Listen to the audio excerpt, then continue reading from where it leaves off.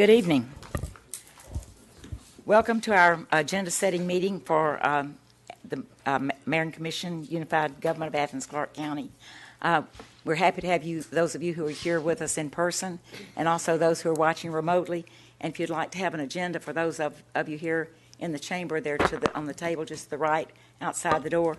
And for those watching at home, you can pick up get an agenda through athensclarkecounty.com. And for those of you joining us here tonight, if you have a cell phone or any other electronic device, would you please turn them to silent or to off? We will now proceed to our February agenda setting meeting. No final action will be taken tonight on any items discussed. Those items will move to our May 3rd meeting for final consideration. There'll be two opportunities for citizen input. The first on the proposed consent agenda, which are items 1 through 10, and then items 11 through 19 under new business.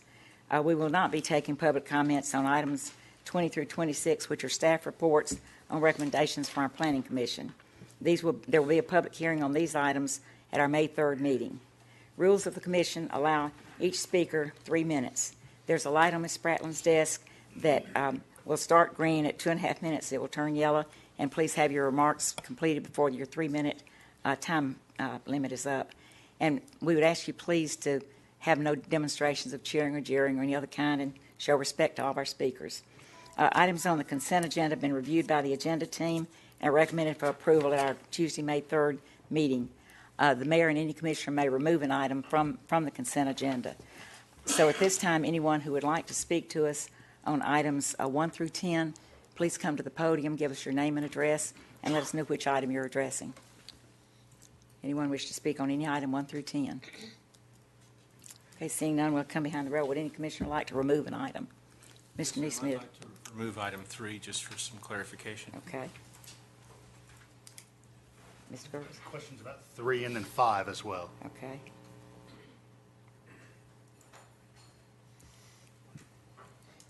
Anyone else? Okay, and this is the time now that anyone in the public who would like to speak to the items on our new business, and those are items 11 through 19. This would be the time to talk to us. Hello, Mr. Dewey. Mayor and Commission, Tyler Dewey, 149 Tracy Street. Good evening. Tonight, Bike Athens voices our support for item 19 and will speak on item 11. Cutting right to the point, Bike Athens is in favor of the options on Chase Street that add bike infrastructure. To the extent some comments have raised concerns about the proposed reconfiguration, first, bike lanes are safer and more beneficial to the area's health and economy than no bike lanes. From behind the windshield of a car, it may seem like the street is not frequently traveled by people on bike, but with all the attractors along the corridor, I assure you, people are riding on Chase Street. Nonetheless, Bike Athens does agree the lack of infrastructure negatively affects ridership. But this is not a surprise, and this is not an argument against reconfiguration. After all, we do not wonder why there are no direct flights from Ben Epps Airport to Athens, Greece. Those flights do not occur because the infrastructure does not exist to support them. Similarly, the current configuration of Chase Street only works for the bravest of riders or those who have no choice in their mode of travel. Second, regarding the potential delay for emergency vehicles, Bike Athens is generally curious about the data behind this assertion. This is not a rhetorical question or said in sarcastically, but we are genuinely interested. While the proposed lane reconfigurations may have minimal impact on the motor vehicle level of service, ACC history indicates that if a project will introduce unacceptable delay, the project is simply not brought before the public. And that is for level of service for non-emergency vehicles. Our review of the literature has not revealed any studies that indicate a paint-only reconfiguration would have an impact on EMS response time. Because the project does not change the width of the street and vehicles must still yield the right-of-way to emergency vehicles, there should be no impact. But don't take our word for it. Under the section titled Myth-Busting, the AARP's Road Diets a Livability Fact Sheet notes, quote, by not using short speed humps and stop signs, a road diet can accommodate emergency vehicles without increasing response times, end quote. If reconfiguring the street to one travel lane each way with a center median, the Institute of Traffic Engineers notes, quote, consider the use of bike lanes that are at least 6 feet wide on thoroughfares that have one lane in each direction and medians. This will provide the opportunity for vehicles to pull in the bike lane and allow emergency vehicles to pass them. As a body, the Mayor and Commission have at least thrice voted against reconfiguring streets ID'd in the current bike master plan to add bike lanes. If you vote against this option on this project, we ask that you do it based on the data available, not based on level of service innuendo. Thank you. Thank you, Mr. Dewey.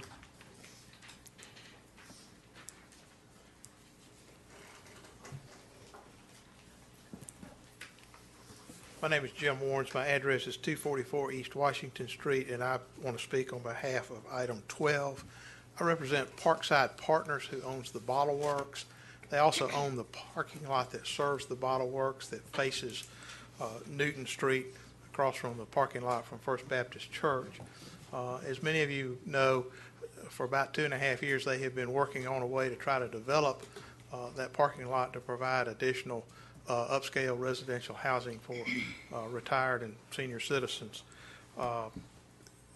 They really need to have the access of Newton Street. Making it one way the way it is right now to flow from Prince Avenue south has worked extremely well. But if it gets closed, then it really causes problems with traffic circulation, and the development of that site is already challenged. And so they would ask that nothing be done about Newton Street at this time until they can bring their plans forward, and then you can consider it in light of a total circumstance. Thank you. Thank you, Mr. Warrens.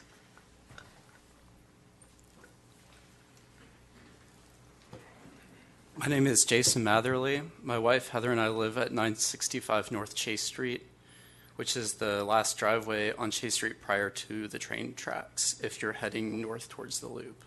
And this is in regard to item 11, specifically regarding the section between Boulevard and Row Road. I'll begin by saying that we support efforts to make Athens as bike and pedestrian friendly as possible and agree with the necessity to provide a safer roadway for all users.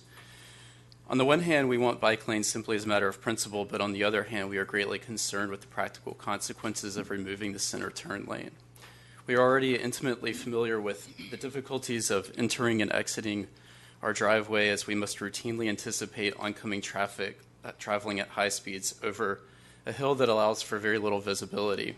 I am, of course, somewhat heartened by the possibility that bike lanes will help slow this flow of traffic, but it comes as a cold comfort when this occurs at the expense of a lane we use as a refuge while we determine the most opportune time to make the turn left into our driveway. We fear that the removal of the center lane will only make this task more treacherous, and it appears that this fear is supported by the findings in the report that was presented at the informational meeting last week. Among the operational impacts cited in the department's informational document is, quote, crash rate will likely increase due to turns occurring from travel lanes. These crash rates are my family, my neighbors, and those who work along the streets. But that's not all. While no study was done to measure the current rate of usage by cyclists along the stretch of road, it really is an important, generally speaking, we agree that bike lanes are better than no bike lanes. The understanding is that the lanes will encourage an increase in bicycles along that corridor, and it seems to me that if you are simultaneously increasing the number of cyclists and the rate of crashes, you will logically increase the rate of cyclist-involved crashes. If swiping out one safety feature for another results in an overall increase in hazard, I fail to see how this translates to a safer roadway for all users, or really any of them. And this is to say nothing of the operational impact of slowing down ambulances, which perhaps that's negligible, I don't know. Again, I'm making no argument against bike lanes in and of themselves. In principle, I want them there. But I question the reasoning of installing them at the expense of the center lane, not just based on my own experience, but based on the information put forth by those who have researched the situation. Personally, I want to live on a more pedestrian-friendly road. I want traffic to be slowed down, but I want those things to actually result in an overall increase in safety and not just the appearance of it. Perhaps some other option is possible, some kind of compromise, I don't know, but I hope my line of reasoning can be appreciated in the course of the decision. Thank you. Jason, I'm sorry, I didn't get your last name. Matherly? Matherly, thank you.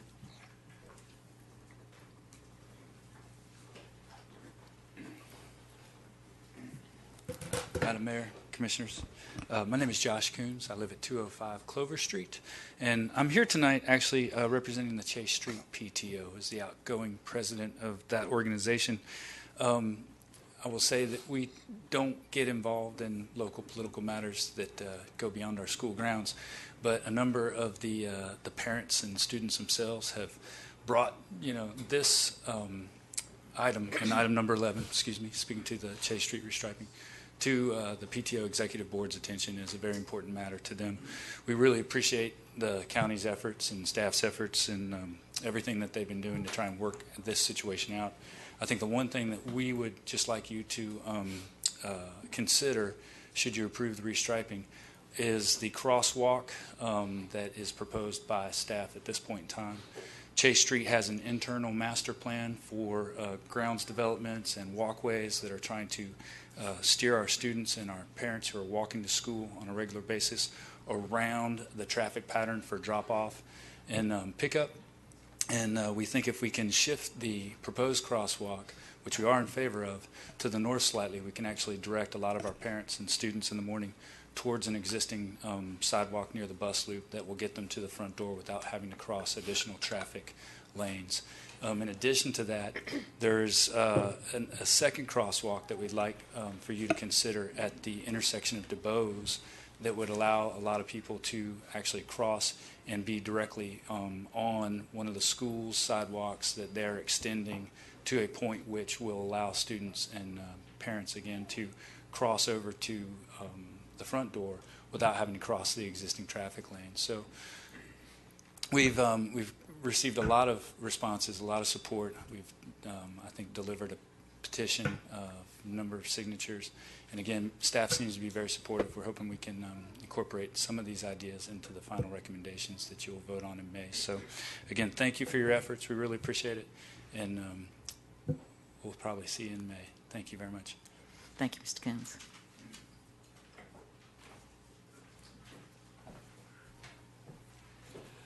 Madam Mayor, Commissioners, thank you for your time today. I'm Jim Hopkins, and I reside at 1819 South Lumpkin Street and serve as the chair of the Hospital Authority as well as the chair of Athens Regional Health Services. We appreciate the opportunity, and we ask for your consent to proceed with the affiliation with Piedmont Healthcare regarding item 14. Last week, we reviewed with you details of the affiliation agreement as well as relevant healthcare industry pressures focused on the need for scale. We also reviewed our thoughtful and disciplined evaluation process that began over a year ago. That has led to the selection of Piedmont. With that foundation, let's just review a few of the benefits of the affiliation with Piedmont. From a hospital perspective, we do achieve greater scale. That benefits both cost and revenue. We gain access to capital with relief from our debt burden. We gain a huge capital infusion for clinical improvements, physician recruitment, and growth. We can expand our regional hub to further embrace surrounding communities, and we can leverage the Piedmont and ARMC brand with a combined name, Piedmont Athens Regional Medical Center.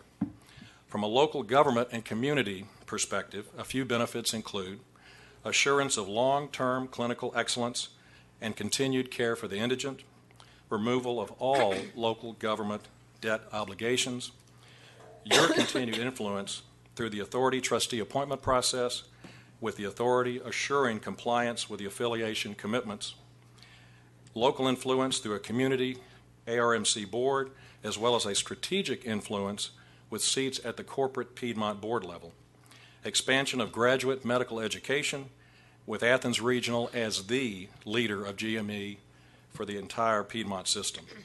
And the affiliation creates the opportunity for greater economic development, or to serve as an economic development catalyst, building on today's $1.3 billion economic impact of the system. It's clear that our Piedmont affiliation creates significant benefits for our hospital, our local government, and our community alike. Our overriding strategic goal at the beginning of this process was to strengthen our healthcare system. Our affiliation with Piedmont Healthcare does just that, and it does it well. Thank you for your support, and we really appreciate your consideration. Thank you, Mr. Hopkins. Hi, Tony Eubank, 785 North Pope Street. I'm here to address items 11 and 12. Regarding the North Chase Street crosswalks at Chase Street Elementary, at your work session, somebody asked David Clark about the 3 existing crosswalks that serve 1010 Prince Avenue Medical Center, and if there was any plan to move those crosswalks. And he said, no, those crosswalks are right where people use them. They're right where the doors to the entrance of the medical complex are, and that's where people use them. The plan proffered by the Chase Street Elementary PTO is asking you to put crosswalks where people will use them. Ran into Commissioner Wright at the drop-in forum, and she was concerned about directing traffic onto private property, and former Mayor Dwayne Chambers has written a letter saying he welcomes people to use his property as a cut-through. So your concern has been addressed, and so what we're asking is for crosswalks where people will use them. So, so that's one thing. The second thing is Newton Street. Mike, I know Newton Street is kind of your baby, and you want to see something done. I get it. I've been waiting to see something done on Prince Avenue for over 14 years, and despite allocating $265,000 for pedestrian safety, and Chase Street being 3 of the top 12 most unsafe places in Athens for pedestrian and bicycles, nothing has been done. So I understand your point, but I don't think it's time to close Newton Street at this time with so many factors up in the air. We've got St. Joe's development, which you're going to talk about a little bit tonight. I think they've done a great job. It's a plan that I think most of the neighborhoods are, I know I'm personally behind. You've got the Parkside Partners project coming in. You know, there's just a lot of variables up in the air. I don't see the point in closing Newton Street with that many unknowns. It just seems like we're spending money just to do something, and I get it. I want to see some things done too, but I don't really see that that's the right course of action at this point in time. It may be in 6 months when we know more about what's going on in the surrounding neighborhood. So anyway, you know, I feel for you, Mike. I understand. I mean, seriously, I won't, you know. Sometimes making that first step is what breaks the wall that gets other things moving, and I get that. But I don't think this is the right first step to make at this time. Thank you for your time. Thank you, Mr. Eubanks.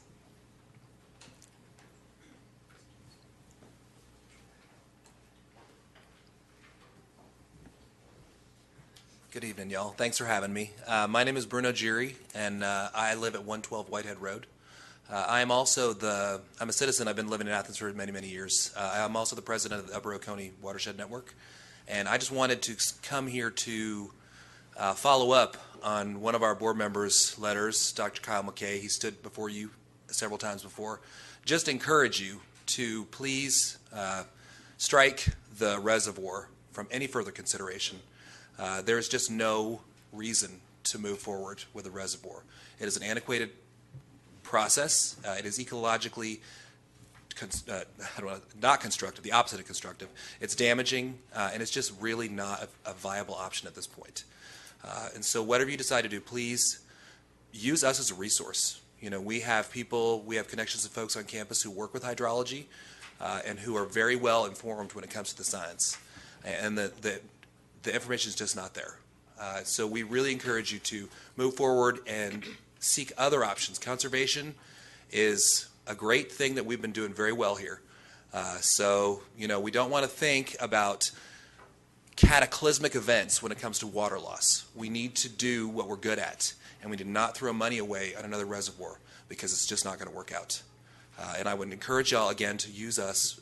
We're available, and we're happy to work with you as you move forward. Thank you. Thank you, Mr. Jury.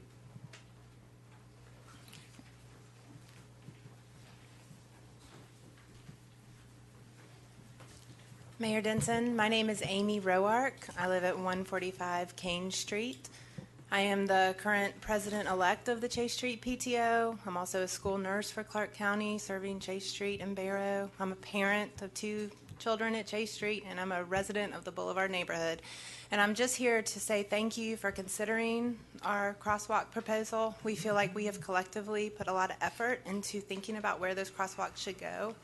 And we obviously have had a tremendous amount of support from our community, as evidenced by the signatures that we've provided, as well as the fact that Mr. Chambers has not only given us permission, but he has encouraged our neighborhood families to use his property to walk to and from school every day. And we really feel like the placement of those crosswalks will greatly improve pedestrian safety and walkability of our neighborhood. So I thank you very much for your consideration. Thank you. Anyone else wish to speak?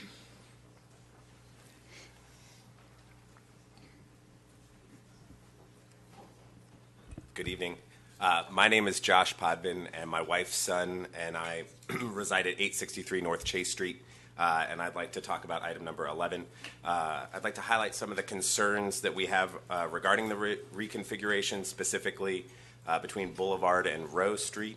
I sent that information along earlier, but I just want to highlight a couple of the things that we have as concerns and suggestions. I believe that there hasn't been enough research done to support or justify the reconfiguration plan in this area. Additionally, the current plan makes or will create an unsafe environment for my family to enter and exit our driveway. If Erin Thompson Podman is my wife, she'd be here to stress this little man and our living in that area and getting him in and out of the driveway, but she's out of town, so we're working through it.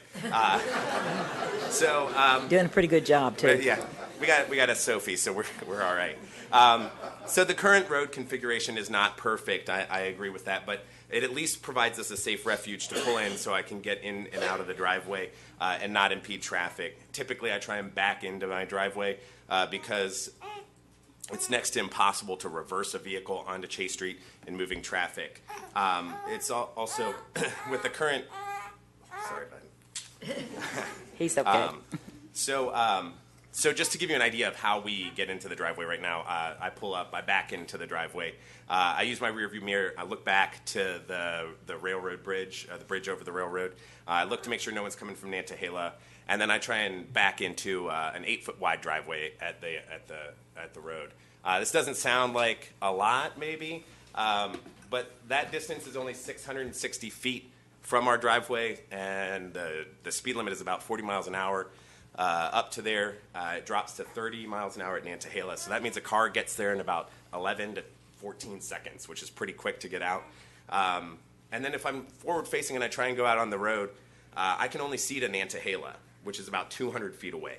And that means that a car traveling at 30 miles an hour gets to our driveway in 4.5 seconds, which is already really difficult to get in and out of the driveway.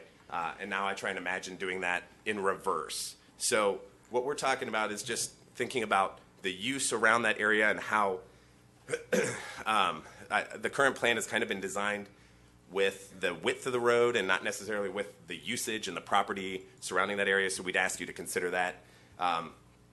We'd also say that this plan has been submitted as a pedestrian and cyclist-friendly plan, but there hasn't really been an in-depth study on how pedestrians and cyclists are currently using that area.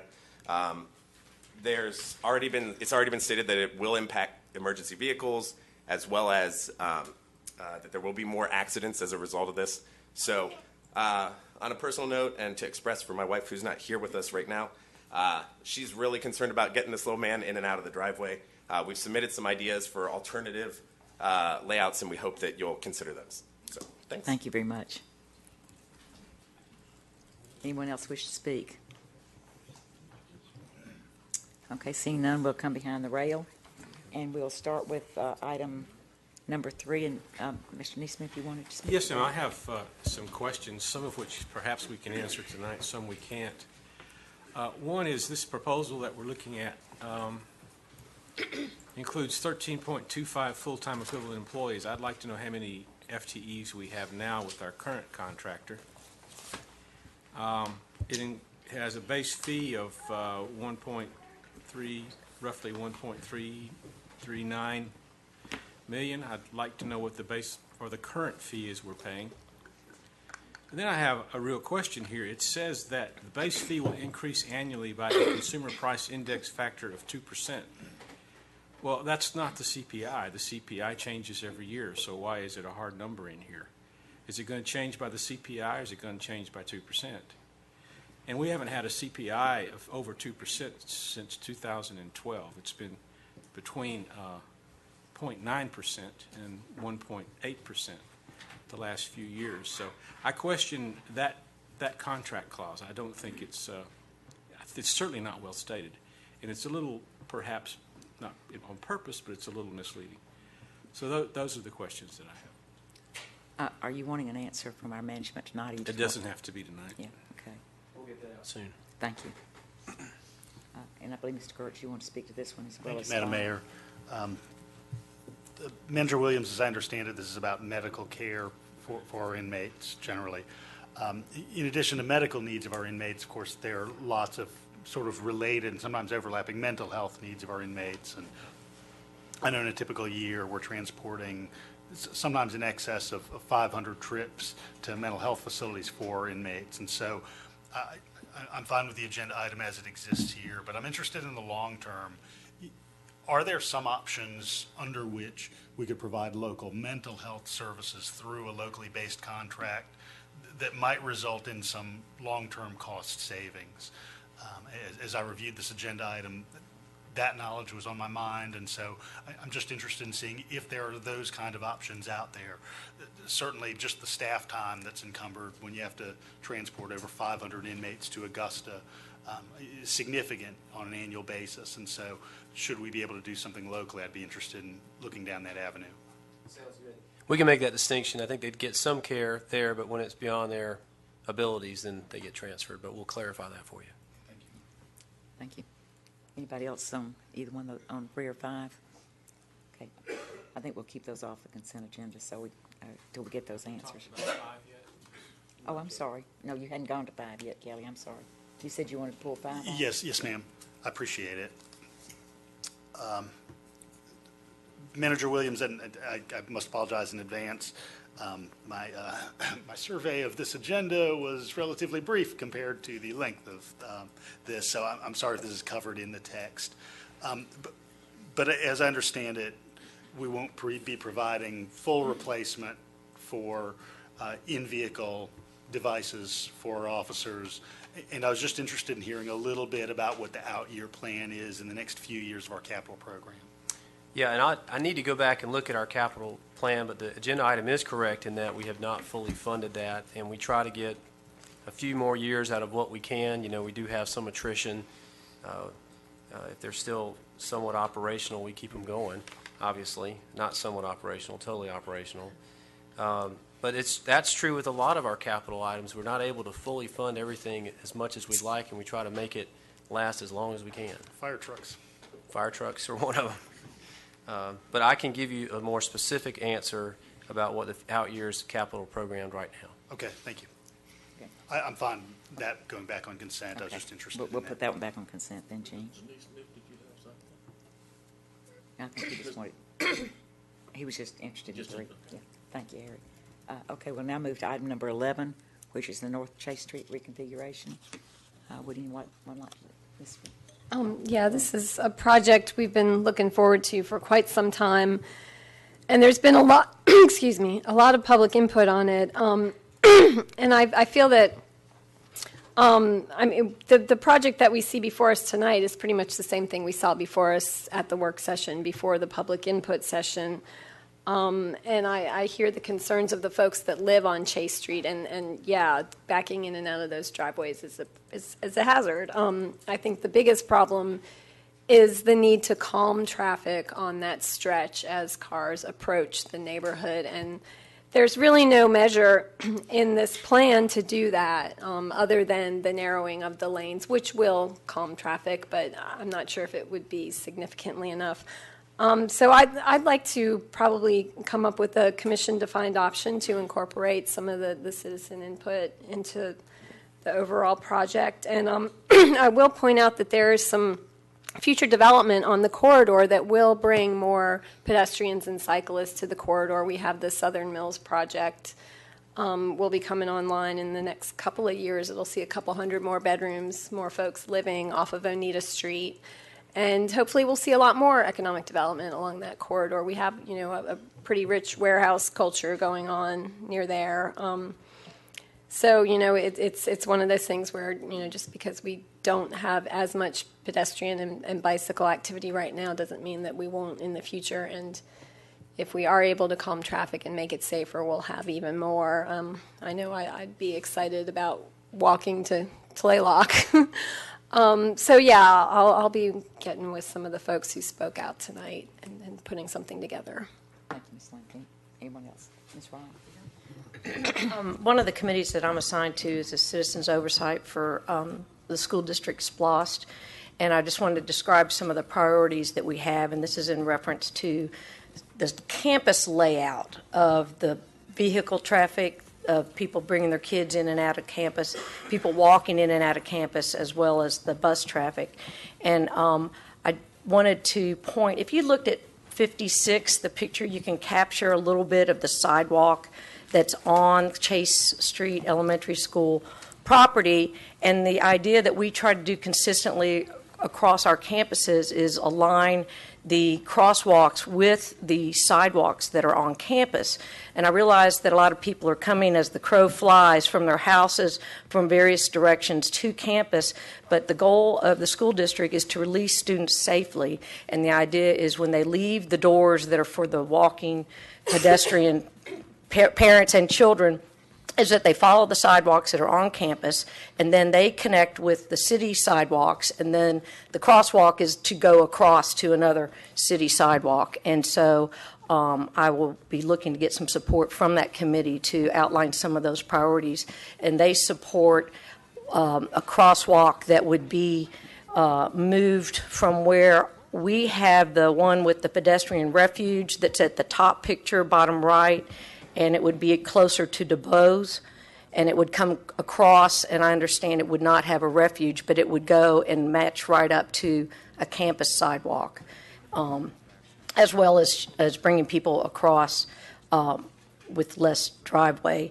And then if there was another one to be added, it would not support having students cutting across the lawn of the campus to go across to a private property. It would be supportive of the plan that the site pedestrian traffic is, which would take it to the sidewalk that you see there that would lead straight across from sidewalk to sidewalk and public traffic for the public sidewalks to disperse people. So I realize people come in one way, but the idea is to go with the flow of traffic when you leave school, and it's safer, and you might have to curve a little bit and not go across the lawn. But I'm hoping to get some other support from that committee.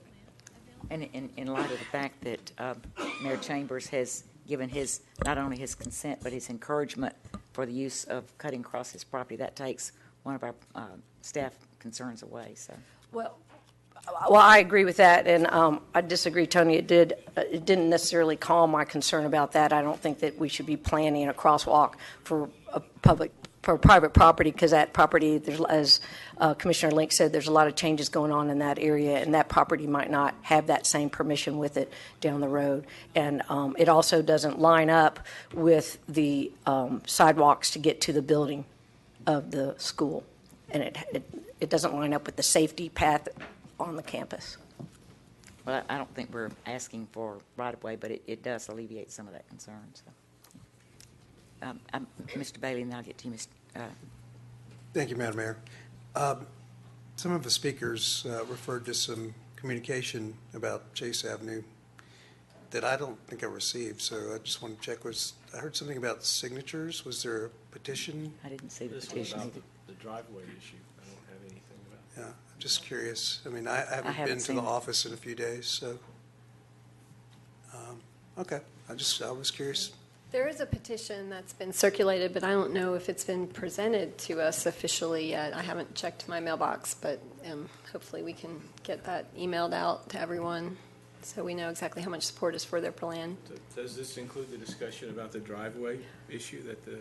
I don't believe it does. I'd like to learn more about that. Yeah, and I'm going to sit down with some of the citizens. I talked with some folks at that public input session, and that I'd like to talk with staff too a little bit about additional traffic calming measures to. I did reach out to GDOT, and there are state laws that preclude us from lowering the speed limit, but they did indicate that if the conditions of the road were to change, they might be conducive to lowering the speed limit. So there's some things to work out regarding that, but it's definitely a hazard. I mean, cars are coming off the loop up, a wide open road, uphill. There's a blind spot. And I would like to ask staff if somebody could get me the crash data for the intersections at Nantahala and Oneida Street. I did ask for that earlier, but I don't think I've gotten it yet. Ms. Link, I'm sorry to stop you, but other people have asked to be recognized. Oh, sorry. Yeah. Well, I was just responding. Yeah, but we don't cross talk. Mr. Herod. I've gotten totally confused now. I don't know who I am. I was just, I think I'm the better looking Kelly Gertz over here. Actually, Commissioner Wright kind of hit on on my question, which had to do with, I understand that Mr. Chambers, the former mayor, has offered to allow or to not prosecute for trespass people coming across his private property. But my question is, what happens when that, if we design a crosswalk based upon that guarantee, there's no guarantee in the future that some future property owner is not going to have a difference of opinion. So I guess my question is more of a legal one, is that would be entirely up to the private property owner whether or not they would allow somebody to cross over their property in the future. We wouldn't be able to say, well, because we've put the crosswalk here, you have to let people cross your property. Is that correct? It's totally up to the property. Okay, thank you. However, at a sale, if the current owner was so inclined, they could put that in the sale agreement, couldn't they? Yes. Yeah. Could reserve a formal written easement if you wanted to. Yeah. Anyone else? And Ms. Link, do you have anything else? I'll be putting out a commission-defined option, and I will get with the folks who live on that block, because there are some real concerns about traffic speed and safety getting in and out of those driveways. Yes, ma'am. Ms. Dickerson. Yeah, thank you, Madam Mayor. I guess my question is, we've gotten the cost that was given to us was just for one crosswalk, not for two. So I guess we're going to need to understand what that impact is and whether or not we're talking about these rapid, the RRFBs at both these crosswalks or just one, or so I guess we just need some clarification on that if that's if there's a proposal, I guess we need to understand that. Yeah, especially if we have a commission-defined option that includes that, we need to have cost analysis as well. Anybody else? Okay, we'll move on to item number 12. Mr. Andy, I'm sorry. We're just having too much fun tonight. Thank you, Mayor.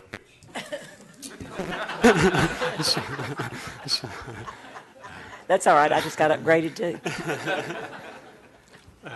Well, thank you. I wanted to talk a little bit about Newton Street road closure. And as y'all know, this was an item that came before us as a result of the Downtown Master Plan, and the Downtown Master Plan Implementation Committee set it forward to the full commission with the understanding that our staff would go and look at it and see if it would work, and then hold the public hearings and whatnot. And I think in the master plan, Professor Crowley creates a theme where he's trying to create community gathering spots and for people to gather and get to know one another, and I think that's important for us to have that in Athens. I mean, we see it work actually in the Bottle Works with Hendershots and some other areas around town, and I think that's important. But also, so for that reason, I thought it was a good idea. I think it could also look good aesthetically for Prince Avenue, which I think, we all want Athens to look better and our corridors to look better.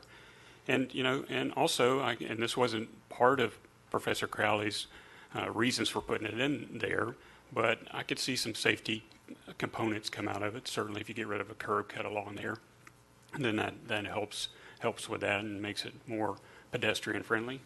But all that said, I certainly don't think this is an issue that, I don't want to see this issue be divisive for the commission or for the users of this area.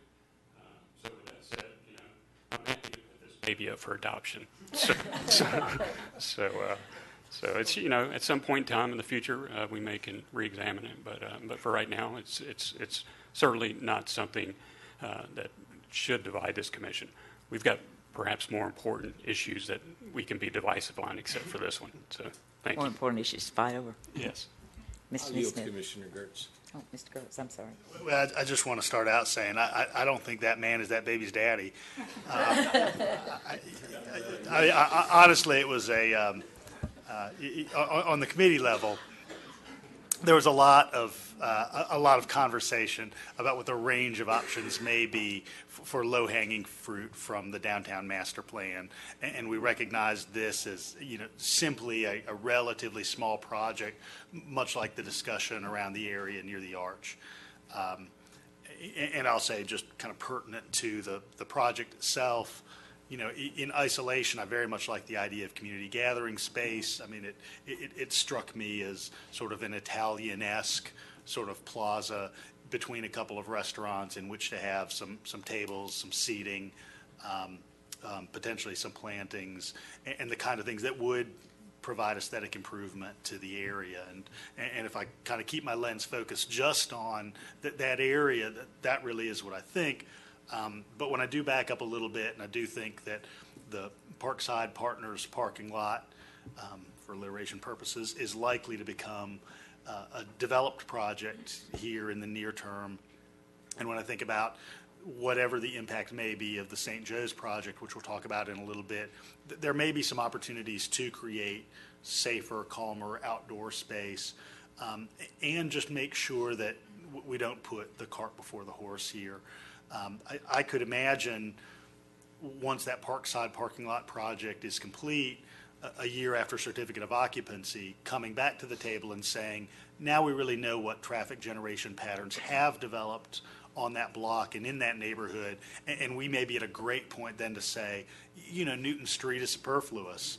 And if we find that that's the case, I'd be supportive of closing that block and putting seating there, because I think it would be very attractive. But I'm just not ready to take that step yet. So I appreciate the folks who've contacted us with the diversity of opinion out there. But again, I'd like to wait to see just what happens in development patterns over the next probably 2 years. Mr. Hanby. I just, and I appreciate Commissioner Gertz saying that, and I'll just remind everybody that it is a downtown master plan for 2030, so there is some time to do this. 14 years. Ms. Wright.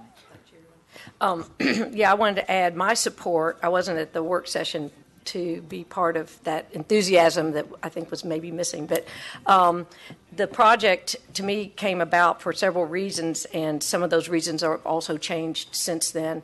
I know that Jack and I did spend some time in Italy, so I know that that is part of where that camaraderie comes from and the gathering place. But what I do know we waited on because of this ideal coming forward was putting the crosswalk at the Grit to the safer place where it should be and which should have originally been at the Bottle Works. So with this project being on hold, waiting till the time is riper for it to fit in, I hope that we could move forward with the idea that came forward about putting that crosswalk, because that's part of the problem with the traffic there, are people parking, waiting on top of the crosswalk to try to get into that one way that's going that way. So realizing that this is losing its momentum, which is fine, I hope that we can pick up and improve that corner with moving that crosswalk, however we can get that moving. I don't think either one's going to be forgotten if this doesn't happen right now. So, Mr. D. Smith, now it's finally going to That's fine. speak. So I'm glad you two are getting along, Mom and Dad. The crosswalk, we delayed the crosswalk in front of the Grit, as I recall, because of the St. Joseph's development. And so we still have that to happen and see what the traffic configuration is going to be there. So, yeah, I would like to see something done with that crosswalk tomorrow. It's really dangerous. I find myself going through that crosswalk and not realizing I just went through a crosswalk. I hate to admit it, but I do. So I'm going to, as far as Newton Street, I'm going to let you guys decide. I wonder what the Bottle Works says. What are the businesses there have said? I haven't heard from them. I'd like to know before we vote on this next month. Does anybody know? Actually, Mike and I met with the owners with the Parkside Partners group, and also Brian Austin, who is the manager of the property there, and they would like it to stay open at this time, but they also left with the understanding that in the future it might come back. Okay. So.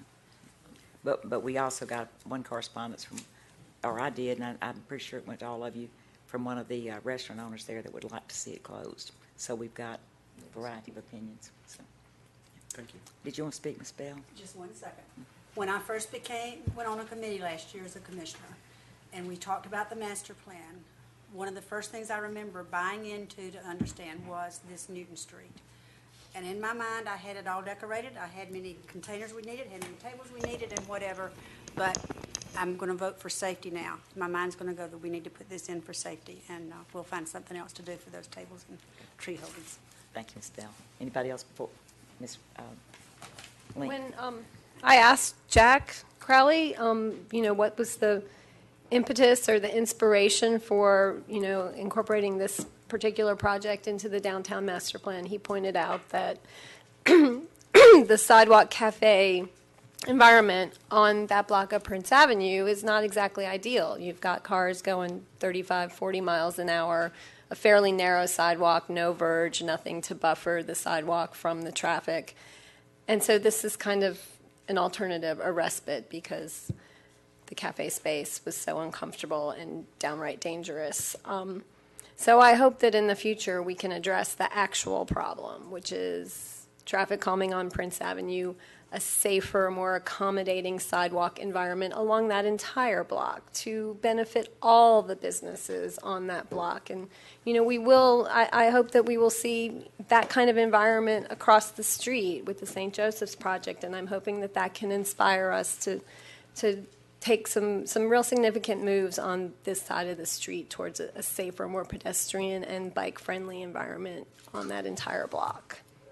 Thank you, Ms. Link. Okay, y'all ready to move on to item number 13, which is the amendment to the traffic management program. And which committee? This was in your committee.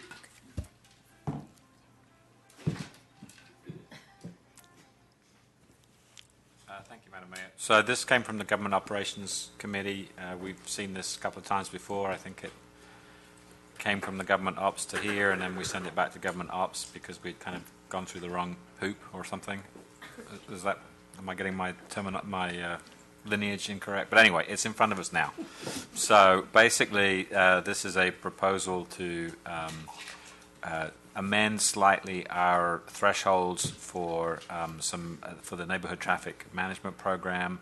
And as you can see from the agenda report, it will reduce the required vehicle volumes from 750 to 500 vehicles per day, and reduce the 85th percentile speed requirement from 35 miles per hour to 32.5 miles per hour.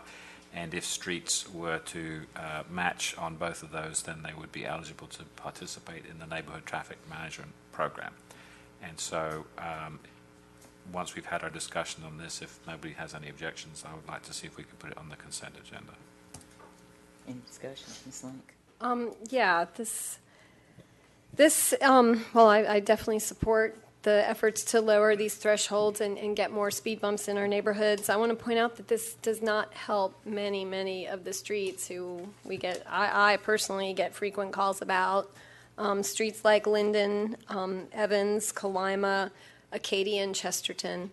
And while these thresholds, seem to make sense for neighborhoods where, newer suburban neighborhoods where you do have wide lawns and wide streets, when it comes to some of our older neighborhoods where you have narrow streets and, oftentimes the front doors of these homes are 20 feet from the curb, I feel like the threshold should be even lower. And I hope that we can come back to this issue of neighborhood traffic calming and come up with other means of calming traffic, whether it's more changing our policy towards four-way stop signs,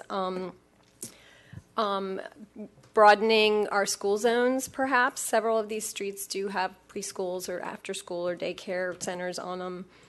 And also considering our commercial driveway requirements. A lot of the concern is that new development along our nearby commercial corridors is funneling commercial traffic into neighborhoods, and this is the kind of traffic that tends to go faster and be a real hazard to the neighborhoods.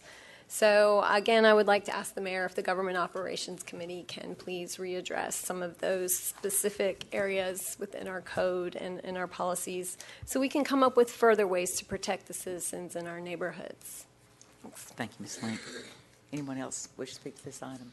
Mr. Gertz. Just having lived in a neighborhood that went through the analysis process, while we wouldn't fall in even the new thresholds, I think these are real rational numbers that we're talking about just in terms of ensuring that people are safer in neighborhoods. And I mean, I agree with my colleague Commissioner Link in the sense that I think, there's a multifaceted process that we have to look at, and that there are a lot of factors when it comes to neighborhood safety, but I think you guys have done great work when it comes to this piece of the puzzle, and so I appreciate it and be happy to see it on the consent agenda.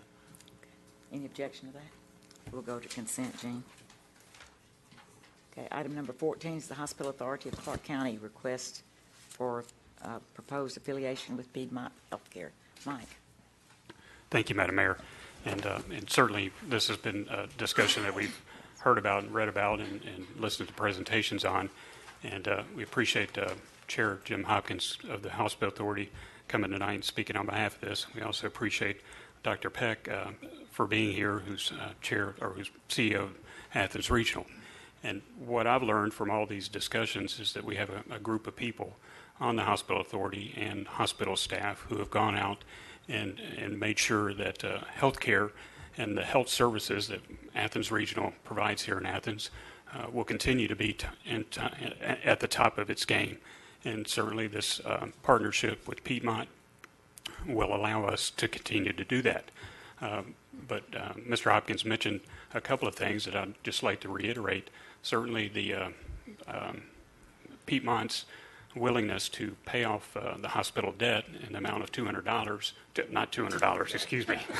If that were the case, I'd pay it all for them, but $200 million, and I can't afford that, but Piedmont can, and that's good that they can, because that is going to help protect our taxpayers here in Athens in the event that something were to ever have happened with the hospital and its finances, which wasn't likely, but this adds a level of security that I think our taxpayers expect us to look for on their behalf. But the other component of it is $300 million that Piedmont's going to invest in this region, in this community. And I think that's important, because that's only going to increase the level of health care service that our citizens get. And that that's important to all of us. I know it is. So you've got a $500 million project coming into being spent in this area in Athens, Georgia, and I think that's a good thing. Athens Regional is one of our top employers, and it's important for us to recognize that, and to recognize not only that they are our top employers, but they give some tremendous health care to this community that people rely on. And I'm glad that we're looking at this partnership. I'm glad that we have a hospital authority and a hospital staff from Athens Regional that went above and beyond looking for the best deal possible for this community. So thanks. Look forward to supporting this. Mr. Gertz. Thank you, Madam Mayor. I appreciate it. I must admit, when it comes to large healthcare institutions, I don't come to the table with an enormous body of knowledge, but there are a couple items that are really clear here. I mean, I think as Mike pointed out, this is going to ensure that the debt that currently every taxpayer in Athens-Clarke County would have to cover in the unlikely event of some default is no longer going to be at stake for the community. That's key. The other point that I think is really interesting, just when it comes to Athens Regional's presence in the community, is that they have a regional role to play. We talk about Athens all the time as a hub in which people come for employment and education and entertainment, and people come here for health care as well. So I see this as strengthening that role, and strengthening it not only by ensuring that within the confines of the county and at the campus on Prince Avenue and their other area campuses, things are strengthened, but in the conversations that we've had in the past, it becomes clear to me that part of the challenges for local healthcare providers when it comes to indigent care is that people are coming from surrounding communities, from Elberton or Commerce or Greensboro, but they're coming after their healthcare conditions have worsened to the degree that they end up in our emergency room, provided with the most expensive care you can be provided with.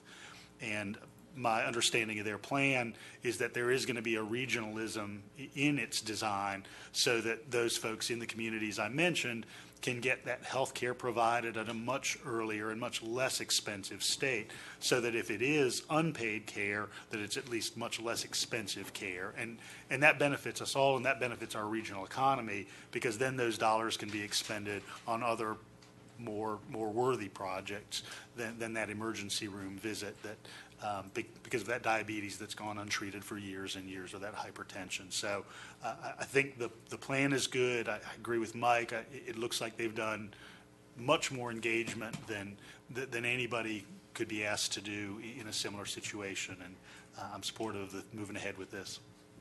Ms. Lane? Yeah, I want to thank the hospital and the hospital authority.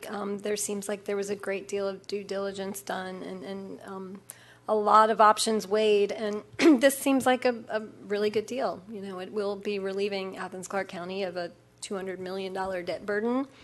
My primary concern, you know, regarding the hospital and my constituents and Jared's constituents is the physical existence of the hospital in the community and in our neighborhoods. And the hospital does own quite a bit of property. And from what I understand, there might be some moves to unload that property. And we've been assured that any unloading of property will go through the hospital authority, and the decisions will be made on a local level. And I have requested a meeting with Dr. Peck to talk about this. And I hope that there will be some decent community input when those decisions are made. You know, we'll be deciding later on this evening on the St. Joseph's project, and I feel like that project could serve as a model for these kind of property exchanges, where, you know, they did do a lot of due diligence on reaching out for an appropriate developer and brought in a lot of community input. So I do hope that will be a similar process when it comes time to unload some of this hospital property, some of which is directly across the street from my home, so I have a very personal stake in this matter. Thanks. Thank you, Ms. Link. Mr. Neesmith, then Mr. The only questions I've gotten from the citizens about this is whether or not we're losing control because another hospital from another town becomes kind of the big brother to Athens Regional. From what I've heard, that is not the case. There are trade-offs, of course, because Piedmont will be the ultimate decision maker. But just for the people at home that are listening, if you're listening, the fact is we will still have a hospital board, and they'll be able to make a lot of local decisions, and the hospital will be a member of the Piedmont board. I want to just read the first parts of the board's key objectives in this, and so people can understand. Ensure Athens Regional remains a viable, high-quality healthcare system. So they're getting the capital infusion to become even better. Preserve community-oriented focus, including indigent care. Maintain and grow clinical services. Enable access to sufficient capital to meet future capital needs. Improve the medical staff. Develop population health capabilities. Expand the network to support population health initiatives and foster market relevance. And maintain significant local influence on the operations of AHRS. I think from what they've told us, they're going to meet all those goals with this relationship, and so I think I'm very excited about this. It's like you said the other night, Madam Mayor. This is actually an economic development, but even more because it also supports the health of our citizens. We would be very excited about an economic development prospect that was bringing a $300 million project to our communities. And relieve us $200 million in debt. And relieve us of that debt. But there are other economic development spinoffs, but which are great. But this is about the health of our community first and foremost, and I think that's what's being addressed very well. So, anyone else? Andy, Harry. Thank you, Madam Mayor. Generally, I think there are a lot of very good things in this proposal here, but I'm a big believer in measure twice and cut once. So there are some questions in here some questions that I do have that relates to this, and one of them does relate to the issue of local control, and I certainly understand that there are trade-offs, and you don't get everything you want in life, but it does say on page 70, running through page 71 of the PDF, which is the bottom of page 2, I guess, Roman numeral 2, top of page Roman numeral 3 of the document that we've had come from the hospital, where it talks about the governance, and it says initially there will be 10 members on an independent community members residing in the ARMC service area on the board. And then, if I'm reading this correctly, that number shrinks a little bit. And in the next paragraph, it says the Athens Regional Foundation will have a separate governing board consisting of 16 to 20 members. And I guess one of the questions, and it doesn't necessarily have to be answered this evening, is why such vagueness? Why not have a specific number? And there might be a really good reason for that. I just don't know what it is. But it seems that the numbers that are being presented in terms of local representation in terms of governance, after a period of time, seem to diminish the amount of influence that Athens may have over the hospital. And as I said, there may be very good reasons for that. I just would like to know what they are. And then the other question I had actually comes down on item number 7 of the document that the hospital has provided us, where it talks about continuation of hospital operations and essential programs. And it says, in addition, PHC Piedmont will ensure that ARMC continues to provide certain essential programs subject to limited exceptions in cases, quote, where a program is no longer financially viable, end quote. And I'd like to know exactly what that means. Does that mean where it is no longer profitable, or it's no longer sufficiently profitable, or exactly how is the term no longer financially viable defined? So as I say, I think there's a lot of really good stuff in here, but those are some questions that I would like to have some answers to, please. Hopefully we can get those, or we will get those answered before we vote. So. Anyone else? Okay, we'll move on. We will leave this on the regular agenda and not try to go to consent. Item number 15 is our Public Utilities Department Service Delivery Plan update. Would anyone like to speak to that? Ms. Link and Mr. Gertz. I went back and watched the video of when we adopted this plan, and Commissioner Gertz presented a commission-defined option, and it was very clear that for the Sandy Creek and Shoal Creek projects that there were to be no sewer lines going up those creek beds. We were to avoid any environmental areas, and any public health projects were to simply serve the existing structures and lots of record. And looking at the price tag, it just seems to me that, you know, we're planning for new sewer lines, and the same could be said for the new supply. It was made very clear that, you know, this new supply project was going to be primarily an analysis, and yet this $20 million price tag, and it listed as a construction project, seems to indicate that, you know, the long-term plan is to actually buy up a bunch of land, dam a creek, and build a new reservoir. You know, I kind of wonder why we aren't allocating, you know, a few hundred million projects, a few $100,000 for analysis and study before we go into listing it as a construction project. So those are my concerns, that there's a real lack of clarity in what our intentions are, particularly with those projects. And I do have some questions with how the service delivery plan relates to the watershed management plan, where there seem to be some sewer lines in creek beds that have yet to have water, or intended expansion of some lines that have yet to have watershed management plans made for them. So just wondering if the cart is before the horse, or if we're going to be seeing those plans before any expansion of those lines is going to move forward. Would you like to respond, Mr. Williams? Well, I'll mention, well, there are several things in that.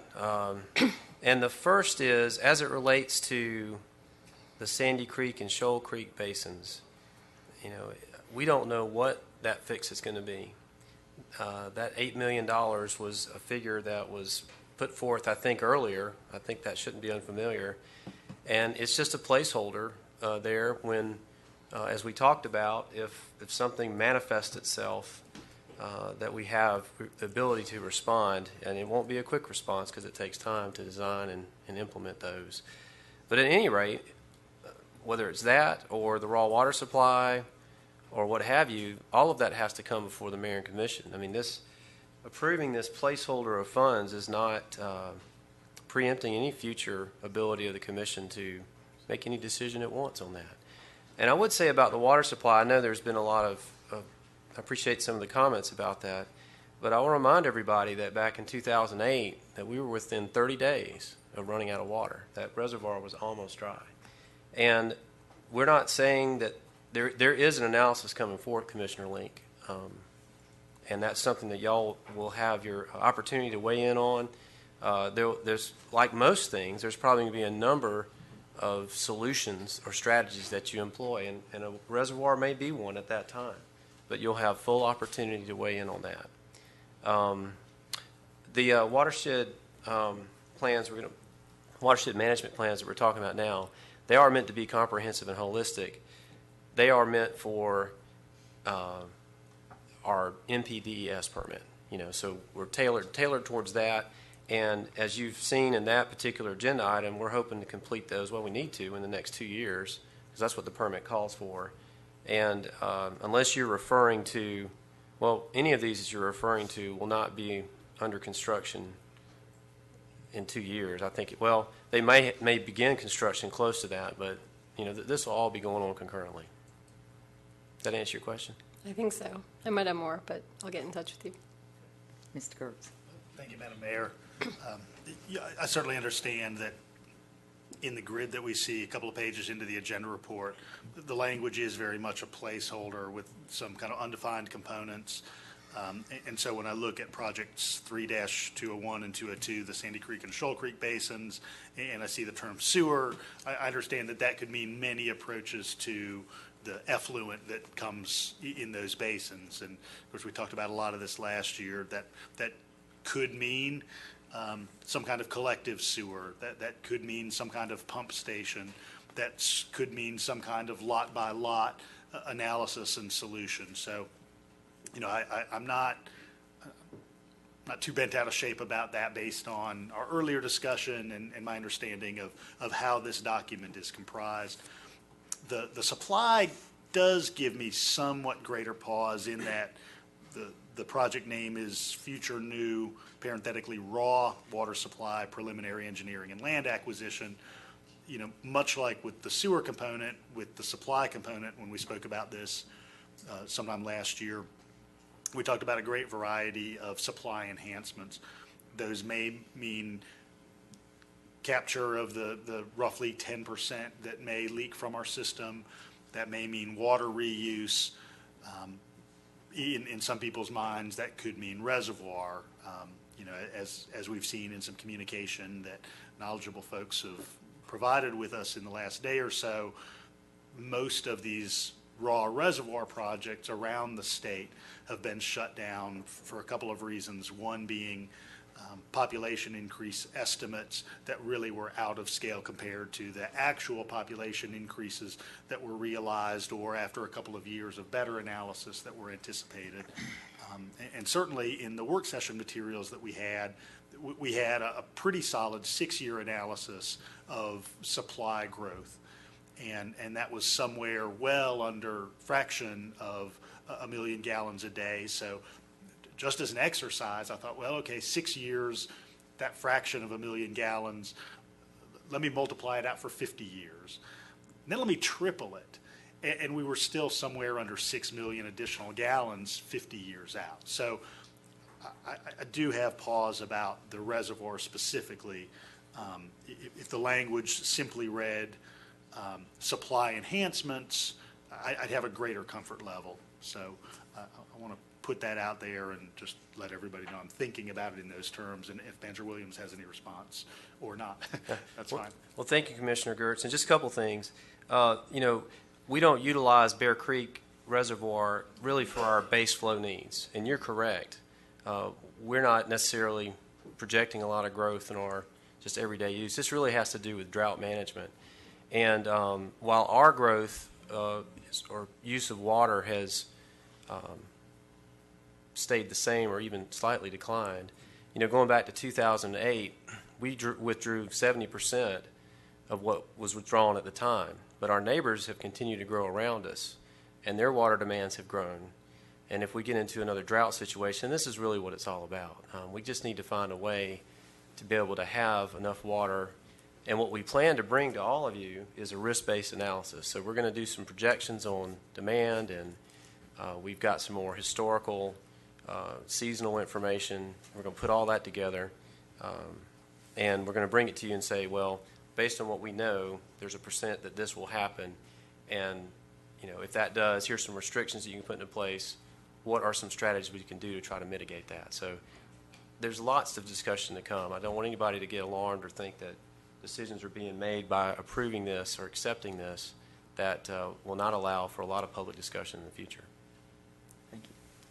Ms. Wright, you wanted to speak to this? The comment that I wanted to add to the idea of preliminary design and land acquisition for having a reservoir of water, there are non-traditional ways of thinking of it, which are unused quarries. I think a lot of us probably have recreational quarry experience around here, but there are quarries that are not in use that can be useful for storing water. So it's not always the one where you're putting a dam and anyway, there's different ways to have reservoirs for water.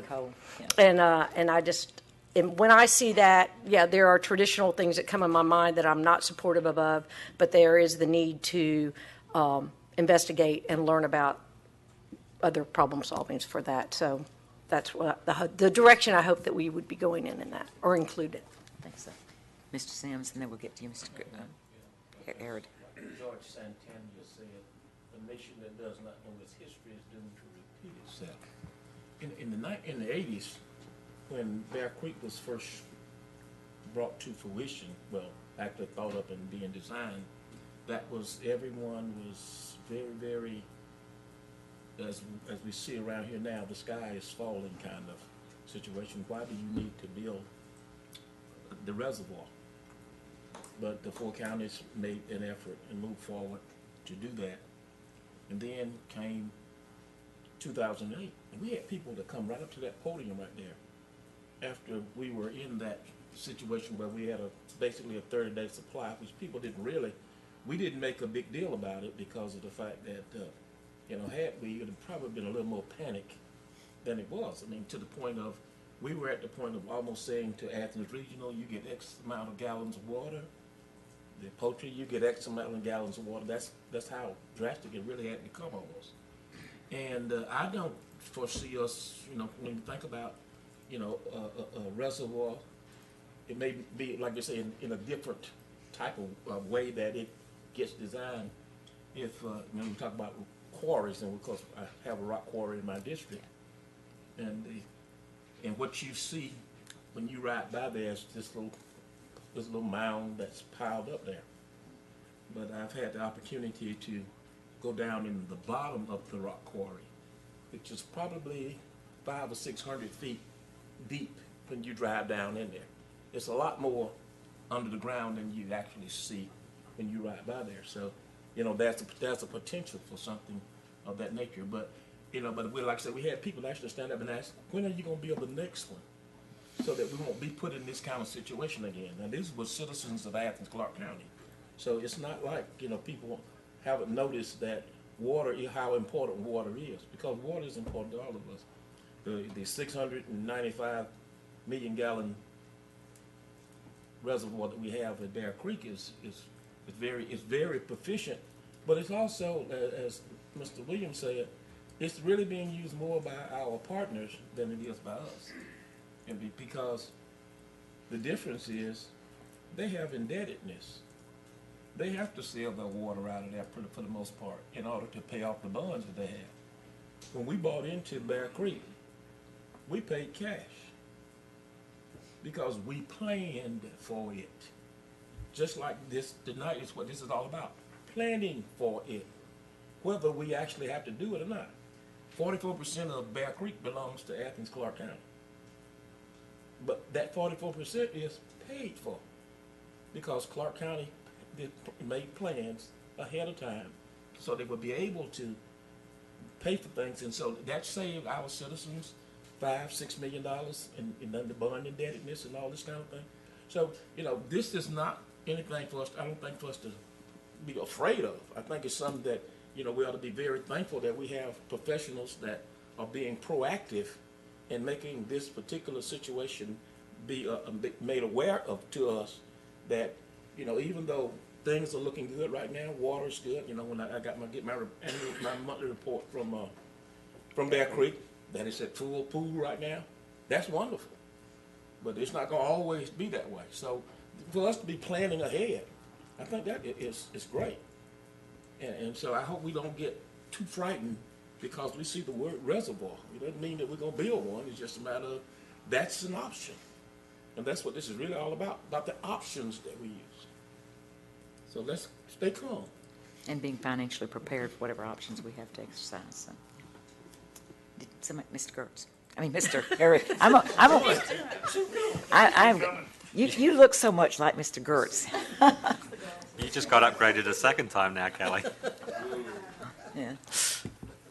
Thank you, Madam Mayor, whoever. Whatever. Yeah. I just to follow up on what Commissioner Sims has said, as one of the commissioners, and I stand to be corrected, but I think Harry and Kelly and I were the only 3 on here in 2008. It was not much fun having to plan for running out of water and how to ration water and talk about trucking in water so that our citizens would have water not even to bathe with, but simply to drink with and to cook with. So I don't have a problem with us planning. I do think that maybe in terms of the language that's used, maybe alternate water supply rather than reservoir might be a more appropriate terminology. I think that we can certainly serve some of our future water needs through continued conservation and wise management of the water that we already have, but I think it would be foolish not to at least think about alternate or additional sources, maybe that's a better word, additional sources of water. And I think it's important, this is a financial planning document. It is not an engineering document. It is not a construction document. So I think best to, prepare for the worst, but hope for the best. So I don't necessarily have a problem with the financial planning aspect of things, but I do have a question. And that is, and this may have been said to us at the work session, and it was a long night, and it may have gone in one ear and out the other without necessarily passing through what was between my 2 ears. But on page 74 of the PDF, it says, under item number 4, it says projected growth in water sales for the next 6 years is 0.267% per year, and for sewer sales is 0.933% per year. Is that based on volume or is that based on price? In other words, are we talking about selling 0.267% more water per year for the next 6 years, or are we simply talking about having 0.267% more revenue from our water sales over the next 6 years per year? It's based on volume. Okay, so we're saying that we're going to sell 0.27% more water by volume per year for the next 6 years. That's correct. Okay. Anyone else? Okay. I have another question. Yes, ma'am. Are there any maps available that show these proposed extensions overlaid with the zoning map? I'm curious to know how many of these are extensions into the AR zone, and my fear is that we're just enabling sprawl and development of rural areas that we decided a long time ago we didn't want to see intense development of.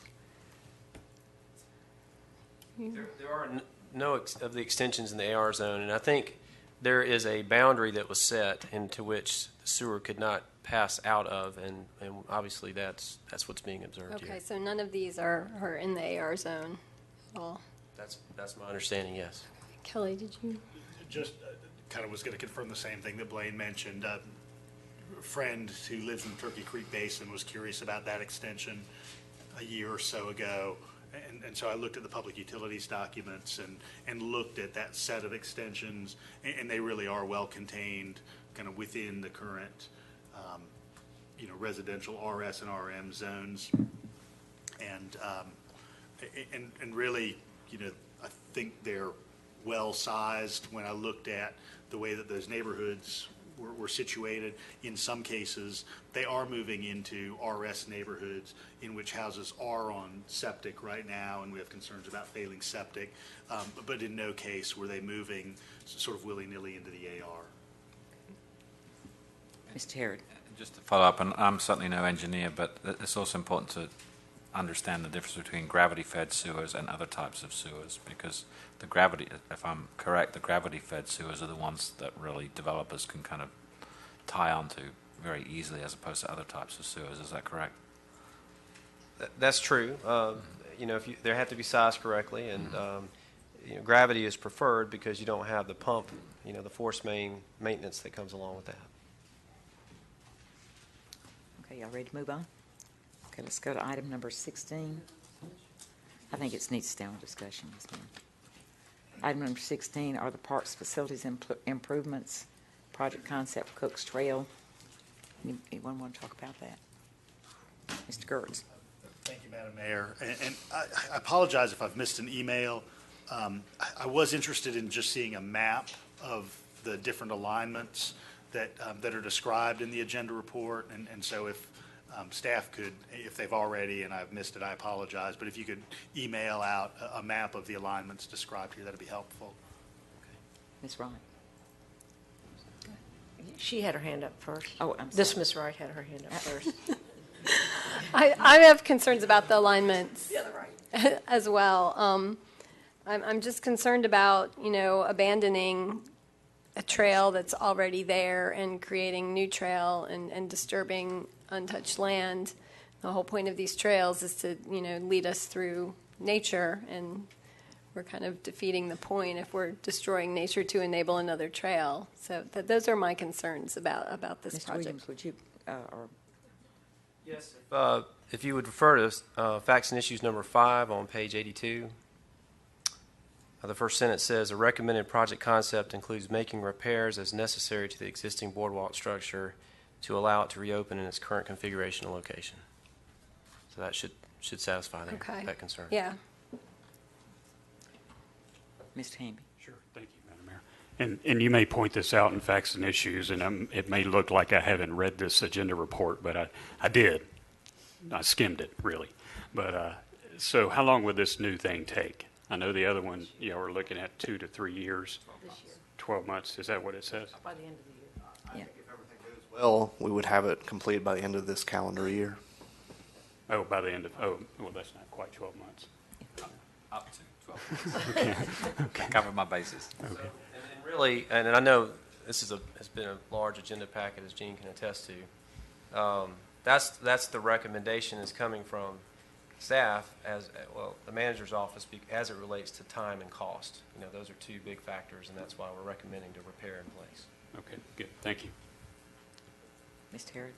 Thank you. I do have a question, and this is maybe a difficult question, but so we're having to repair this. Is this because the trail had and the wood and everything had naturally come to the end, the boardwalks had naturally come to the end of their work life, or was this a failure to maintain them properly? Well, several things. One is that, over time, and particularly since the recession, we haven't adequately funded capital replacement. Secondly, we didn't always have the inspection that we could have had, but back in 2014, Leisure Services created 2 positions, park maintenance supervisor and trails and open space supervisor, who have begun to really find these things. And as you know, the Birchmore Trail was impacted as well. But what we have to remember is that this is a half-mile long boardwalk in a wetland. And there have been the planks along the top. The decking has been replaced over time, but it's another thing altogether to get down to the structure. And that's what's happened now, is that we've had a really close engineering analysis of that structure. It's close to 30 years old. It's in a wet environment. you got to expect we're going to have some pretty major replacements. Now, going forward, we recommend that we do dedicate $25,000 a year in capital, and then we do annually inspect that and try to capture that and repair along the way. Anybody else? Mr. Also, Sims. keep in mind, this was done by volunteers back in 1990. And I being one of the volunteers, we didn't always hit the nail on the head. But so it was, and so and of course, like treated lumber only lasts so long, and like I say, when we find out that again it's in the wetlands, so it's going to deteriorate. But it was mostly done by, this was a volunteer project and it was led by Dr. Cook. Well, I guess the reason for my question is because, there's obviously been some discussion about, well, did we maintain it properly or not? And it sounds to me from what's being said is that largely it's a difficult environment, and it has more or less come 25 years is a long time for wood, even if it's treated lumber, to be in that kind of environment. So, And Harry, I think y'all did a good job as volunteers to do something that's lasted 30 years. I'll come back to you since you are spoken, Ms. Dickerson. My only question is, what material are we going to use in the future? The treated lumber of yesterday is not the treated lumber of today. It doesn't last as long. I've had some of it in my property, and it doesn't last nearly as long. So the question is, what is $250,000 or $200,000 going to get us? Is it going to be concrete pilings, or what is it going to be? Well, I imagine that is a treated lumber alternative, but I'll verify that. Mr. Kurtz. Thank you, Madam Mayor. Actually, following up on Commissioner Harrod's query, I just was sort of reminded that I'd heard some assertions that at least some of the level of deterioration on Cook's Trail may have been due to illegal equestrian use. So is there anything that we can do to deter or minimize that? oh, there's lots of things. Well, You might not like them. I think we have multiple uses of that trail and that boardwalk that maybe don't contribute to its long life, and perhaps equestrian is one of them, and there's probably some other activities that occur other than signage. I mean, it's an unstaffed amenity, which, we have several of those, so we can only do so much in terms of enforcement. So it's really just kind of education of the patrons who are utilizing it, and of course the people who do utilize it, if they see something, a use that's not compatible, to let the proper people know. Ms. Rowe. When I had my 2 horses out on Crazy Acres right across on Commerce Highway, and we would ride various areas, I would have been deterred from taking my horse on those trails and on those boardwalks if a sign said that the weight limit. That would have deterred me. I just want to put that out there. Anybody else? I think the statute of limitations may have passed, Commissioner. You could have led them along but not ride them. Oh. Well. Good resist. Yeah. Okay, let's move on. I think we probably need to keep that on discussion, Jean. Item number 17, to award the contract for the Watershed Management Plans. So, No, I was just fanning myself off for the last comment. Anybody want to speak to 17? Mr. Kurtz. Thank you, Madam Mayor. As a longtime water quality advocate, I'm definitely supportive of this moving forward as quickly as possible. I think the watershed information that we get from this kind of analysis will be that will inform how we interact with the Board of Health around septic issues, how we create advocacy statewide around these issues, how we consider future ordinance upgrades and modifications, and how we support property owners in helping them maintain property of a high quality so that their downstream neighbors and their forebears are going to have some property to take advantage of. So I'm excited about this. Anybody else wish to speak to this? Okay, let's go to consent. I had a compliment that I wanted to add in reading the content for this management plan. I really appreciated there was a lot of use of our goals and objectives and the different things and the alignment and integration of those details. I like seeing that, and I hope we get to see more of that. We'll put that one on consent, Jean. Okay, 18, pavement maintenance project. Anyone want to speak to that? Ms. Link?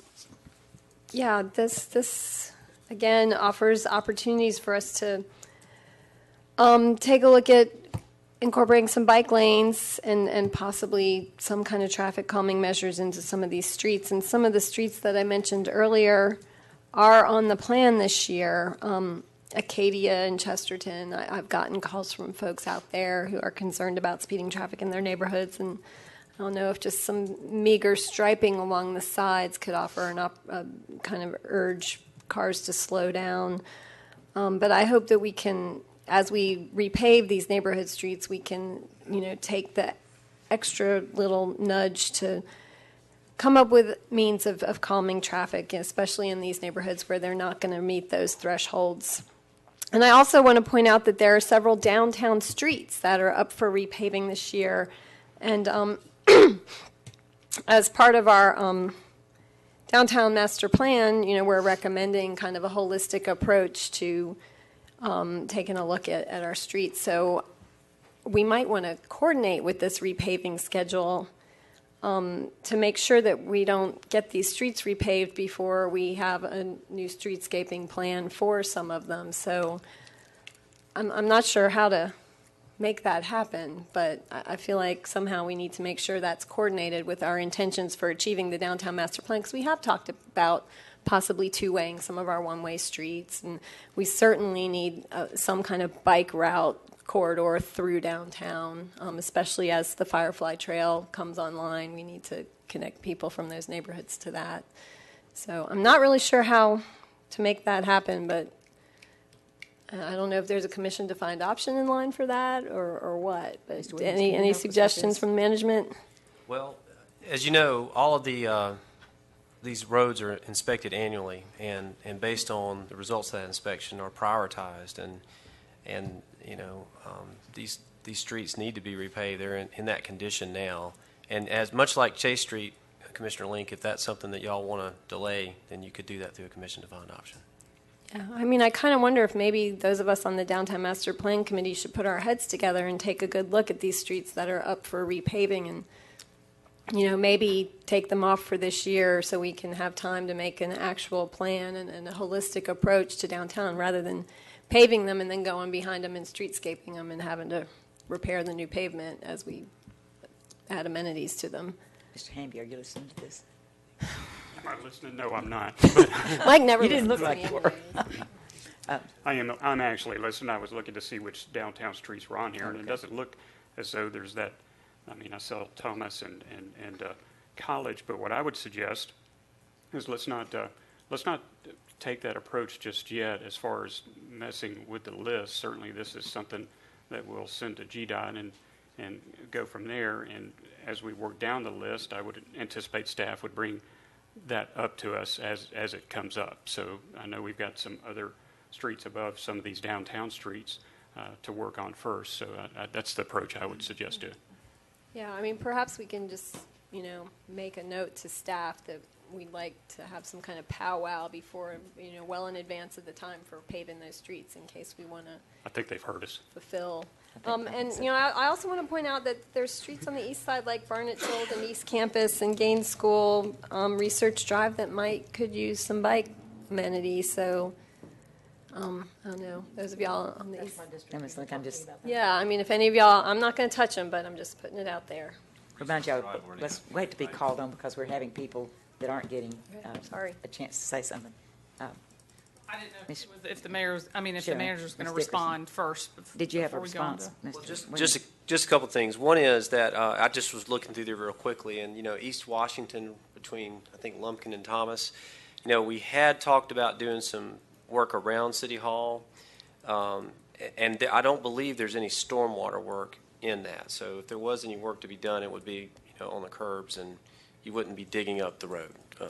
Now that's not true with Clayton. We've done some work. There's more yet to do. I don't think Clayton's on there. So as staff, we can look at this and bring those up. But from a timing perspective, I want to bring up, y'all know that happens pretty fast. Y'all have approved this. We've already got the contractor on board. The weather's getting good. So you had asked for well in advance. Well, that's now, I guess. So once this gets approved, if you have any specific concerns, Commissioner, maybe after the meeting or this week, let me know and we can try to address that.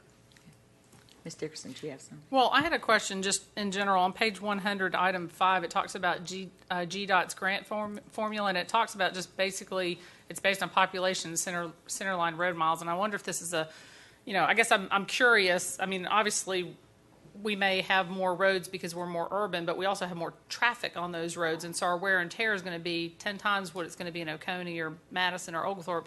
And I just wonder if at some point we ought to have that as a legislative issue to discuss. I mean, find out how urban areas, I mean, we're impacted more than anybody. And so our roads are, that's why we have this deficit list that's, as long as my arm. So my question is, whether that's something we should, maybe put on our discussion to find out if there's some way to, and I don't, GDOT's a, huge bureaucracy, so I have no idea. The formula also doesn't allow for the fact that center line can be a 2-lane road out in the rural area or 4-lane. a 7 or 8 lane road here. So, because we're strictly dealing with the center line, so I don't know whether that's a possibility or not, but it's.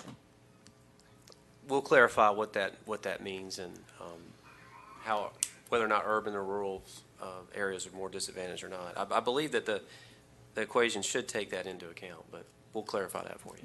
Okay, thank you. Mr. Kurtz. Thank you, Madam Mayor.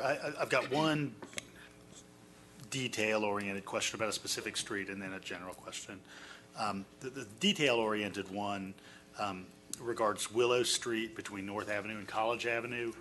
There had been some earlier staff analysis indicating that Willow was one of those streets that really had really significant right-of-way, much more than necessary for just a 2-lane road. And of course, adjacent and along that street is the greenway with a sufficient multi-use path. However, I can attest to some pretty crazy speeds as you move that corridor between those two arterials, between College and North Avenue. And a treatment that I've seen in Minneapolis and in fact this weekend in Asheville that's often taken is some kind of center lane planting to encourage slower moving traffic. And again, in this case, we've got a 2-way bike lane, so that may not be necessary, but I'd love to see that kind of center lane planting treatment in a case like this. So that's the one street that stood out to me that I noticed, given that there'd been some earlier discussion from staff about Willow. And then my bigger question actually had to do with the funding, and there are, I think, 3 charts of streets that are noted as streets that would qualify for some level of resurfacing or treatment, but for which funds don't exist. And I tried to do some quick math, but I'm fuzzy there already, and I got even fuzzier as I tried to figure out just what the level of deficit is based on what we are spending and then based on the charts of projects that aren't being pursued this year. So I'd be curious about just a rough figure, and obviously don't need it tonight, but a rough scale of projects unfunded that are within this package. Well, I can answer that for you, actually. And if you would look to Facts and Issues number 9, what we're suggesting, if no cost measures or additional funding has been allocated, there will be. Oh, I see it, 7.6. Well, that's a cumulative. So okay. In this package, it's 48 roads. And that will exceed $3.3 million. Now, last year, and then the reason I'm explaining all this, I know y'all can read it, but for you to understand, last year we did better than we thought on some of our projects, so we were able to attack some of those roads. So we brought that down a little bit. But if you take last year's that calculation and then you come forward with this year's shortfall, then after this year it will be 84 roads and $7.6 million program shortfall. And I think that's important for everyone to know, in that we try to make our roads last as long as we can, but it looks like an upcoming T-SPLOST or SPLOST initiative, we may need to think about paving, and we have traditionally. So That's really helpful, and really I was thinking about T-SPLOST when I saw those charts of unfunded roads, and it's certainly helpful as we do some back of the envelope kind of planning to think, well, if we've got $3 or $4 or $5 million of unfunded activity a year, we would know the allocation necessary from a $21 or $22 million annual tax receipt. So I appreciate that. Thanks for pointing that out to me. And I will say that even though we are, quote unquote, underfunding it, we're trying to be judicious with the taxpayers' funds that we have. But I will say this year we're investing more than we have in the previous, since FY10. So we are putting more funds towards our roads. Mr. Williams, on the issue that Mr. Gertz brought up about center islands with greenery in them, where is there possible funding from anything out there that, other than our road pavement program, that something like that could be accomplished? Not that I'm aware of, because what we're using to fund the pavement management program is a mixture of SPLOST and general fund, capital, and the LMIG funds, the local maintenance improvement grant that comes from GDOT. It could be that, and I'd have to talk with our public works director and traffic engineer. I mean, it could be that you could use some SPLOST funds to do that as part of our roads improvement program. That's probably, that the LMIG funds wouldn't be eligible for use in that way? Well, the LMIG funds are eligible for a number of things, but it's sort of a zero-sum game, too. So if you fund that out of this pot, then you're going to limit it. But if you want to look elsewhere, I know we're, as y'all pointed out with our police mobile replacement program, our general fund capital, it doesn't have a whole bunch of excess there for that type of thing, but it could be a SPLOST initiative or come through that if you'd like. Might be good to get some information on that before we move forward. So, thanks for bringing that up, Kelly. Yeah, thank you. Okay, we're moving to item number. Did I miss somebody, Mike? No, ma'am. I was going to go ahead and get ready for number 19. Okay, number 19, Mr. Hamby. Thank you. I know we've got. I'll be brief because I know we have a slew of planning items to look at, which is good. The Downtown Master Plan Committee met. We talked about some big picture things about the master plan and how we can move forward with possibly transforming the way downtown looks and how we could pay for that. So as y'all know, we currently have a streetscape SPLOST project that's out there, and I think there's about $6 or $7 million that we've allocated towards that, or that the voters voted to approve in 2000. So we sent that out to bid recently. We came back with an $11 million price tag, and I know our staff was working hard to figure out a way to start some of the work and then how we can capture some of the other dollars. And the Downtown Master Plan Committee thought, well, let's take not a step back, but just push the pause button a little bit and see how we can maximize a potential T-SPLOST action to go along with those $2,000 SPLOST projects, and that way we create a bigger project for downtown on streets like Clayton and Washington, and really have a big impact, and that only comes every so often in a blue moon, maybe not even that often. But what this will do is allow us to take a look at downtown, look based on the master plan and based on any future health study that we'll probably look at this year, and see how we can make downtown look better, function better, and be good for businesses downtown and visitors downtown and the residents of Athens downtown. And of course, it is important. There's a lot of tax dollars for our community that helps us do other things out in the community. So it's a good thing. And that's all I have on this right now. How about putting that on consent, guys? Okay. Mr. Griffin, you come up here and help us.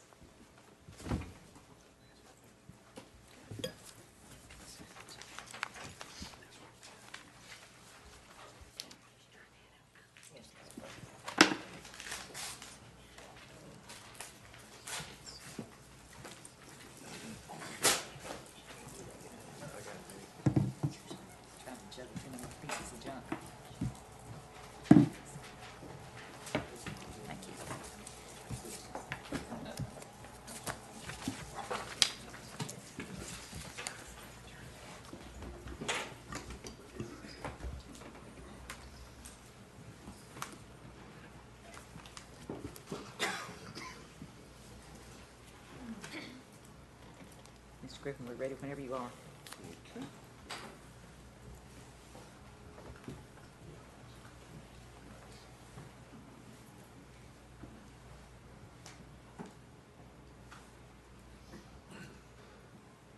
right, y'all ready for all these? Yes, sir, please. Yes. Let's jump in. Okay. All right. First item we have tonight is a request for a rezone from commercial office to commercial office with condition and commercial office with conditions to a CO West End PD commercial downtown plan development and an RM3 mixed density plan development. This is the St. Joseph's property, as you all know. Currently, what's on site right now in terms of all existing buildings are proposed to be removed other than the existing original chapel on the corner. There would be a future development amendment from community institutional to downtown. And then just some ballpark numbers, approximately 30,000 feet of commercial, 178 bedrooms. You see the breakdown there, 74 ones, 52 twos. We have had a traffic study submitted and evaluated along with architectural elevations that you have in your packets. And there are 4 requested waivers that go along with this. Because of the number we've got tonight to go through, I have shortened up these presentations for the screen tonight, but would point out all of you have all of the detailed information in your packets submitted. You see here currently 2 properties at the northwest corner of Prince and Pulaski, currently zone CO. The waivers requested for some dwellings to be placed on the ground floor within the CD zone, and these largely occur. Most of these waivers are just components of the overall plan design. Those on the ground floor would be to the rear within the commercial downtown zone, as with the 30-foot setback for some buildings that set back behind more than 50% of the ground floor of a parking deck. And again, that is the second building back off of the corner of Prince and Pulaski, not the one facing the street with street front proximity. And then some of the parking spaces located further than 200 feet maximum distance, but this is not ultimately a waiver because of the fact it's a single parcel. It was one that they had asked for originally. You see there, future development map would change from community institutional to downtown. And then this is actually, they're requesting a split zone PD. Originally, this thing started under a commercial downtown PD for the entire site that you see. Get it up here. There was a lot of concern at staff level. I think there was a lot of what would become, even though it's a PD, when you get CD zoning extending that deep back onto a local street. So we sat down with the applicant, strongly encouraged them to consider splitting it and putting a multifamily PD on that back half as more of a transition into the neighborhood, which they agreed to do. And so that's why you have the split as proposed tonight. Current site plan here. This is one of those that we've been working on, the community's been working on. You've all been looking at it for many, many months. So we'll go into a lot of detail with it, other than it is a mix of uses. The primary building fronting Prince Avenue, existing portion of the sanctuary here to be a restaurant use. A new construction on Prince Avenue that is a mix of retail with a proposed grocery tenant, hopefully slated in there, and some second-story residential. And as we move back, you start to see the waivers for ground floor residential, and those are occurring in these 2 buildings that are well back off the road, but still technically, because they're standalone buildings, have ground floor residential. The deck structure, 2 stories, is in this location with a surface. The top level of the deck you enter from the back. The underside you enter here, going into the lower level, which you see in the enlargement here. And then there's a housing type that it's really kind of a stepped up off of the street. These are 7-unit buildings that face Child Street. The one in the rear is similar in nature. It's a little bit bigger building. I think it's maximum of about 40 feet in height. Similar to these in that it steps down, but it steps down in this direction to the north, to where these units that are on the backside have a little less of a of a facade presence to the existing houses on Pulaski than would a large-scale building, which this actually was within some of the early iterations before they talked to neighborhood and listened to concerns and went back and made some changes to that. Primary entrance to the development from Prince Avenue in this location. Go ahead and point out, we pointed out the Planning Commission too. There is language in the applicant's report that indicates a willingness to pay for a traffic signal. Right now, the warrants, the numbers generated that are coming out of this are not requiring said traffic signal, and so there are really no proposed or required improvements within the right-of-way of Prince Avenue as part of this project. Generally, when we get into those types of things that you would see come out of a condition from your staff, out of traffic engineering, they really have to be public infrastructure improvements that are driven by the impacts of the development in order to be justifiable conditions of a zoning. There really aren't any here based on the numbers. And furthermore, I think we haven't studied it in great detail, but you've got, this is Childs, you've got a traffic signal here at Pulaski, dual traffic signals with that much separation, and Meigs Street coming in at an angle. This may ultimately create some real problems. I'm not saying it can't happen. That language is still in the report that if there is a need for a signal, they'll pay for it, but it is not proposed at this point. Brad, can I ask a question right quick? Is there any kind of a time frame there as when we might expect them to pay for something if it's needed? Because it seems like it's awfully open-ended. Yeah, no, I mean, generally, when we have dealt with those in the past, they have been paid for either at the time of construction through the detailed engineering review, or it has been some agreed upon period of time at that point between the applicant and the unified government that, we're not going to require you to install it now, you're close, but we reserve the right under the PD to reevaluate in a period of time. None of that has really been worked in at this point, but I guess where I'm going with it is there's been a lot of discussion as we've all seen this project coming with this block, or really from Barber Street into Pulaski, about some opportunities with Prince Avenue here, of which the applicant has been openly willing to participate, in any changes that might come along, but the perception that this project may drive at the developer's expense some type of wholesale change to the corridor is not part of this. And I just wanted to make that very clear because there appears to be some potential for some misunderstanding that may happen. Just some illustrative drawings of what we've already talked about. That is a couple of elevations of the main building. You see the original sanctuary here in relation to the new build, and then this would be the entrance off of Prince Avenue where we've been talking about signal issues. That's the primary entrance in. That would be the Child Street rendering looking towards Prince Avenue. Planning Commission recommendation regarding future development map change is to approve. The recommendation with regard to the PD master plan is to approve. There was a lot of discussion. They were very complimentary of the applicant in terms of the amount of work, and they recognize from the amount of public input there's still some concern, especially from adjacent property owners with regards to potential impacts, but in the end they thought it was a well thought out project, a good mix of uses, and we're recommending that both of those be approved. Now, with regard to the condition on the encroachment, I don't think we've got a problem with this, and I've talked to the agent for the developer and I'm fairly comfortable with it.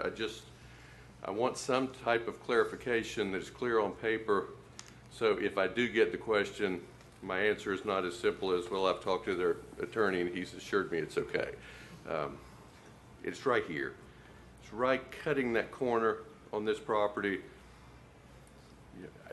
There is an easement, a driveway easement that little encroachment is within. It's just not really clear on this plan. And that's all I'm asking for in a condition here, is to clarify it there so there is no doubt that in fact is not encroaching and cutting the corner of the adjacent property. And so with that, Unanimous votes for both changes. This will be 2 votes at your May meeting. Mr. Kurtz, this is your district. You want to say anything? Thank you, Madam Mayor. And not only is it in my district, but I can see the street frontage for the project from my front porch in its current Sanford & Son-esque state. So as I'm out there working on various projects, I think quite a bit about this parcel. And I've been thinking about it, as have my neighbors, for quite some time. It's been evident that St. Joe's intended to relocate, and then, of course, that relocation took place. And as I've thought about it, I also learned more about the contours of the neighborhood and the history of the area and the history of the community. And I've been doing a fair bit of research lately. And among the things that I uncovered was, very interestingly, a 1962 report that the then city of Athens had commissioned to examine some of the downtown area redevelopment possibilities.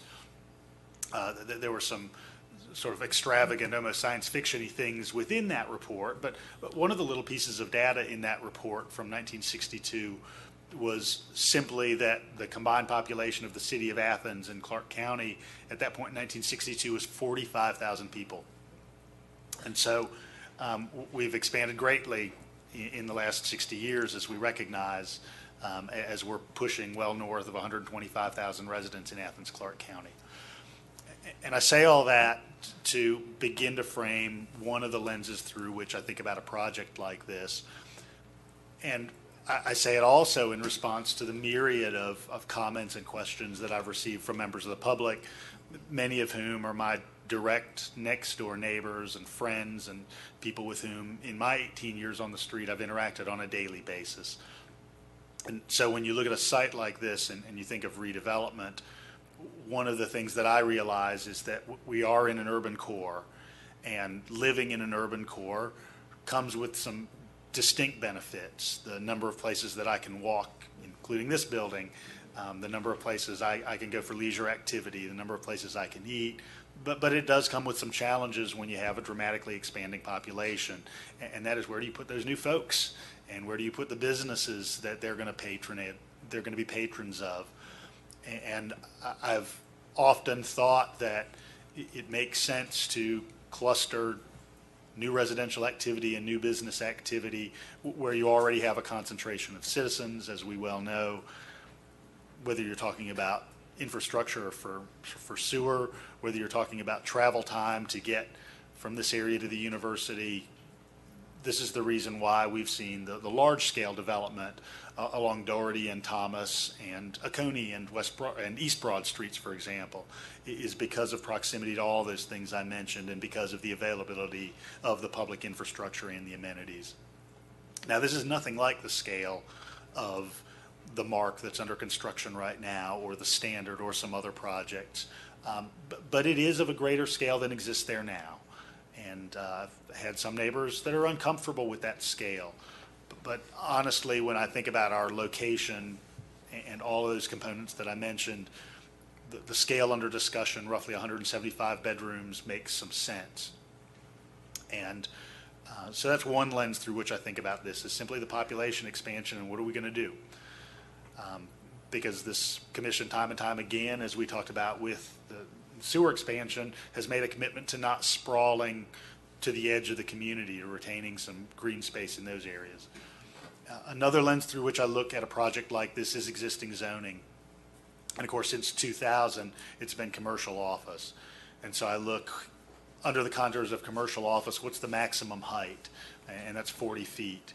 And so in particular, I'm very concerned about those residential neighbors that this property abuts, and looking at those structures on Child Street and the structures sort of adjacent to Pulaski behind the Prince Avenue commercial frontage, and recognizing that those are below the 40 feet commercial office height, gives me a level of comfort. And then I think about the range of uses as proposed here, and then those potentially under the commercial office designation. Under commercial office, we could have, and it would probably be reasonable to expect, we might have a medical complex in this location, which would be allowable under CO. and might see much more traffic generation and much more relatively short-term traffic generation with people in for half-hour, 45-minute, or 90-minute appointments than we would see under this. You know, given the expansion of medical activity in the corridor, it wouldn't be unreasonable to expect that something like that would have been a proposal that somebody would have brought forward. So while I understand my neighbor's concerns, because of course you move into a house under the present circumstances, and those are the contours of your life, and that's the vista that you look at every day. I think given overall community needs and the overall submittal counter to what could have been submitted under existing zoning, this is generally a good proposal, and I appreciate the amount of work that the developer has done. Now, I do have some kind of nuanced concerns that I would like to sit with planning and potentially the developer to take a look at, and that really is around the border of the residential properties here. You can see that there are really three faces that directly abut residential property.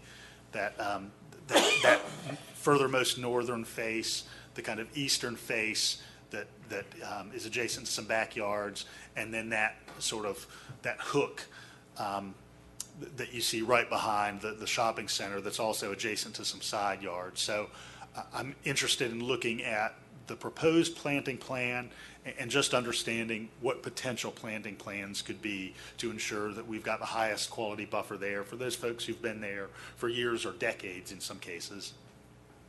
I'm also concerned about some of the specifics on the Pulaski Street frontage.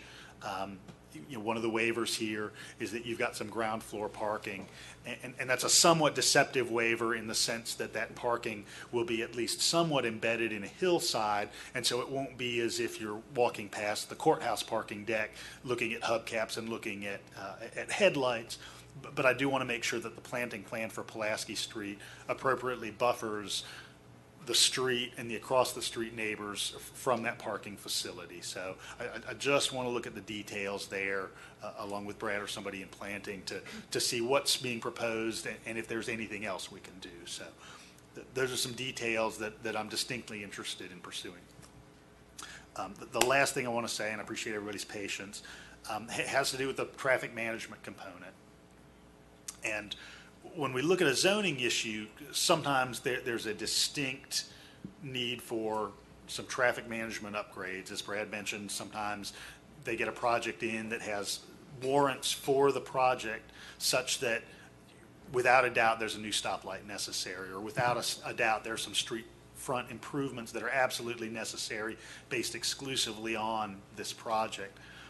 However, what's happened here in this area has been this sort of cumulative set of activity. We've seen increasingly intense commercial use through restaurant and retail activity that's very exciting, but also has had an impact on Child Street and has had an impact on Meigs Street and Barrett Street and Pulaski Street. And so the cumulative effect of that, I think, is at a gut level what many neighbors have rightly responded to, because they've gone from a neighborhood whose only commercial activity was really a small scale service station and maybe a mid-scale laundromat to one that's got Taqueria del Sol and an outfitter and increased activity in the bottle works and forthcoming other activity like we referenced earlier on the Parkside parking lot. So I think this is a case when we do need to consider, based on cumulative activity, what can be done regarding traffic management, prospectively in a separate agenda item, but it's certainly something heavily on my mind. I would love to see us take on Prince Avenue, and given the willingness of this developer to contribute in a significant way to upgrades on Prince Avenue, including a stoplight, I think that's something that we should absolutely consider. And I think we should also conduct an analysis for Meigs, Childs, Barrow, and Pulaski. An analysis for those latter three streets was conducted just over a year ago, and they fell underneath the thresholds that Commissioner Harrod's committee has just looked at. But we're going to see more traffic here. And so I think as a reasonable response to the neighborhood, we need to do a more contemporary analysis. Again, even on Meigs Street, the Prince Avenue analysis that was conducted with GDOT's participation over a year ago recommended a slight realignment of that Meigs and Prince intersection, and there's been lots of discussion even out of Transportation Public Works, as I've had dialogue with David Clark about a one-way movement there that would provide greater safety. So I'm absolutely in favor of having a separate agenda item that addresses those concerns. And I will make one brief comment about the block length, because that's come up sometimes. It's very much true, and certainly would be true by zoning if this passed, that downtown has expanded. Simply the outside boundaries of downtown are different than they were 10 years ago or 20 years ago. You see that in this area, much like you see it on the other side of downtown, on East Broad Street or on Willow Street. And as downtown has expanded, I think we need to think in downtown block length terms. And if you look at the block lengths along Hull Street, or along the downtown component of Pulaski Street, or if you look at the block lengths, say, between the corner of Pulaski and Broad and Hull and Broad and Lumpkin and Broad, you see block lengths that are not dissimilar from what the block length would be from the corner there where you've currently got a stoplight at Doherty and Pulaski and Prince Avenue to where the new block length end would be if you had a stoplight essentially across from the grid. So I want to put that note out there, and I'll probably have some discussions with staff and with fellow commissioners over the next couple of weeks about that. So thanks for being attentive to the granular level of detail that I've tried to bring to this. If anybody has questions about the neighborhood-oriented components, I'd be happy to respond. Anybody else? Ms. Link?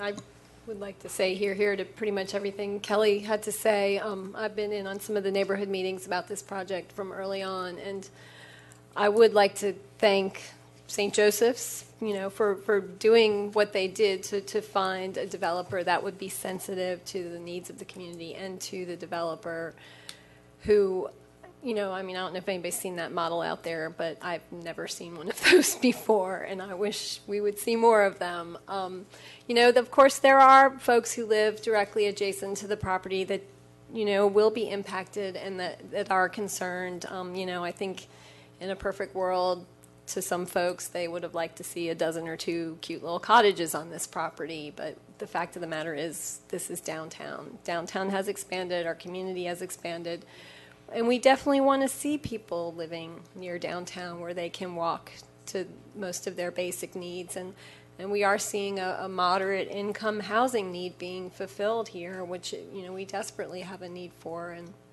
I hope to see a real diversity of folks living in these units. I could see some of those Child Street units, being the home to small families and, working folks and retirees. And, it's exactly the kind of diverse community we really want to see downtown. And, I do have some concerns about the plantings, and I'm glad to hear Kelly addressing those. I do have one nitpicky aesthetic concern about the design of the Prince Front building, and it's that retaining wall.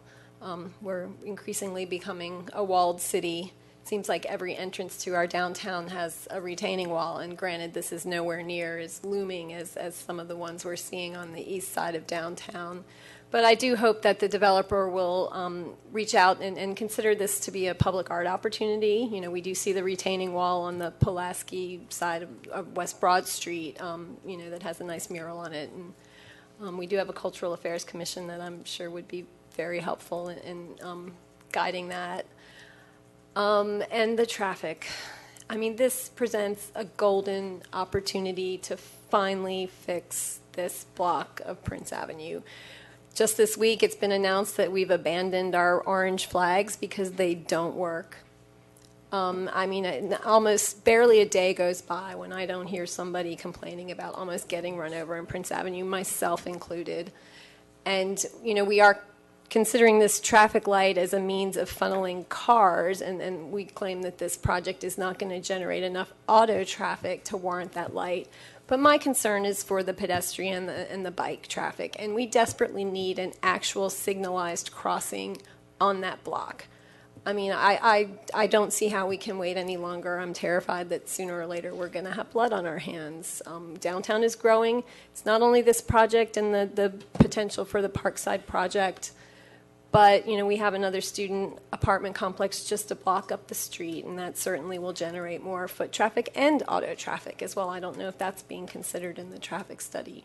So I would like to echo Kelly's call for a holistic approach to managing the traffic and considering safe pedestrian passage on that block, and including the sidewalk. You know, the sidewalk narrows there. I got splashed with a big old bunch of gutter water not too long ago because there is no verge. It's a very narrow sidewalk, and there's a lot of activity there. So I hope that we will seize this opportunity and finally fix that block, as has been recommended over and over again by multiple studies.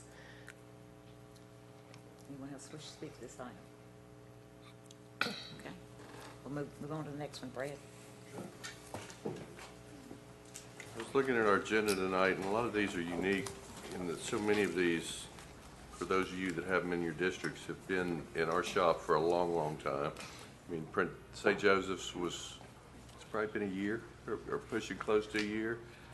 This Kroger's probably been more than that in terms of the amount of time that the developer spent working with you all and with us to try to come up with something that is appropriate. So, having said that, the next item is a request to rezone from CG to a CGPD. The applicant is the Kroger Company. It is to basically the east side existing Kroger Shopping Center at College Station and Barnett Shoals would be raised in two phases to build a new 116,000 foot Kroger grocery store as phase one, with phase two then being the removal of the current Kroger store and the inline retail and the redevelopment of the balance of the inline retail. We do have, as with all PDs, you have elevations. There are some waivers associated with this. Many of these similar to the waivers that were taken into consideration with the Trail Creek Kroger out at 2972. The length of the primary building structure greater than 300 feet, the waiver of the 20% pervious parking requirement, which we also waived at the Trail Creek Kroger, allowed less than the 20% landscaping. Part of this is based on existing conditions, and they're actually still increasing a little bit over what is currently on the ground in terms of percentage of landscaping. Plaza connections, and then the 10% conserved tree canopy, and again, largely because I don't think we've got 10% conserved canopy out there today or anywhere close to it, but it is a waiver that needs to be asked for. Existing facility here from an aerial view. For those of you that don't read aerial really well, Kroger, the old Kmart, and then the inline retail between them. The conglomeration of properties that that have been acquired or in the process of being acquired in order to make this development work, or portions thereof. Let me point out one in particular. This one right here. We'll talk about this a little bit more in a minute, but this is the piece that is currently owned by Athens-Clarke County, that there is a condition of this zoning at the end that we'll talk about a little bit more that needs to be dealt with at a later time. The proposed site plan, for those of you that have been to Trail Creek, this one is very, very similar to that, probably a little more compact in its design, but basically the same size store, not quite as much inline retail, but a little different configuration.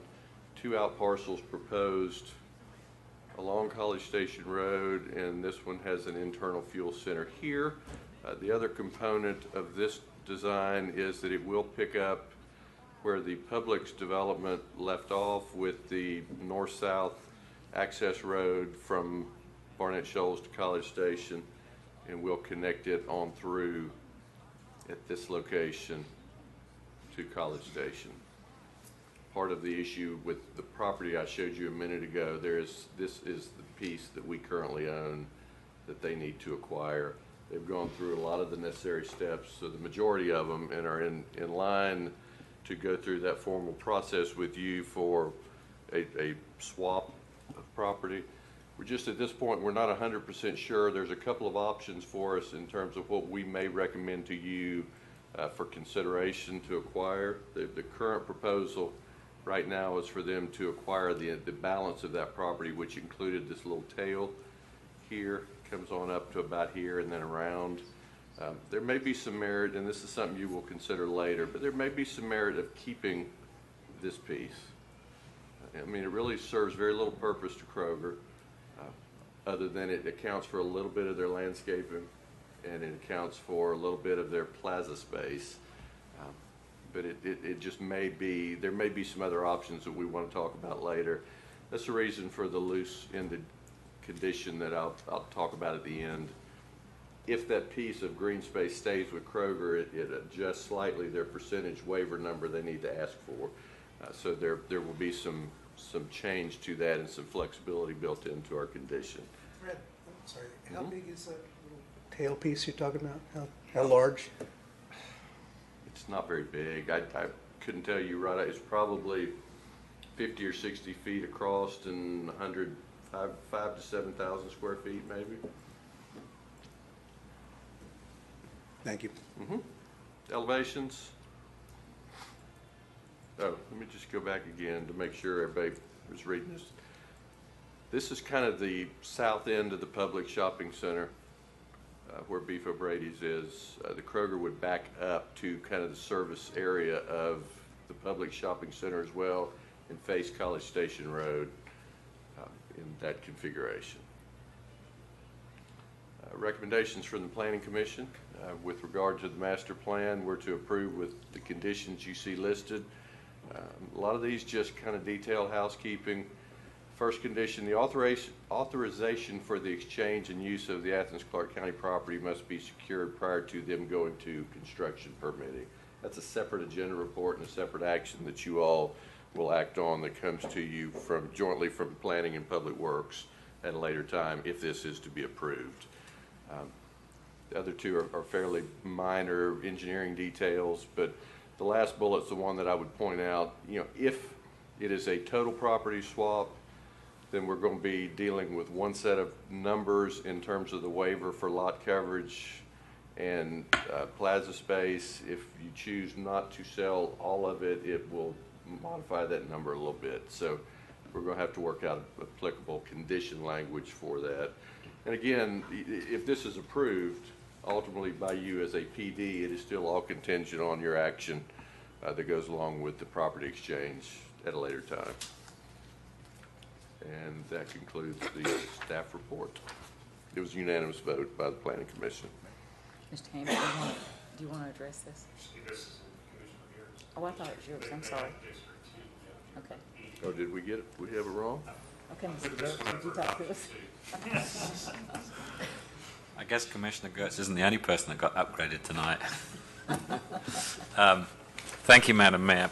So, as Brad mentioned, this proposal has been a long time coming.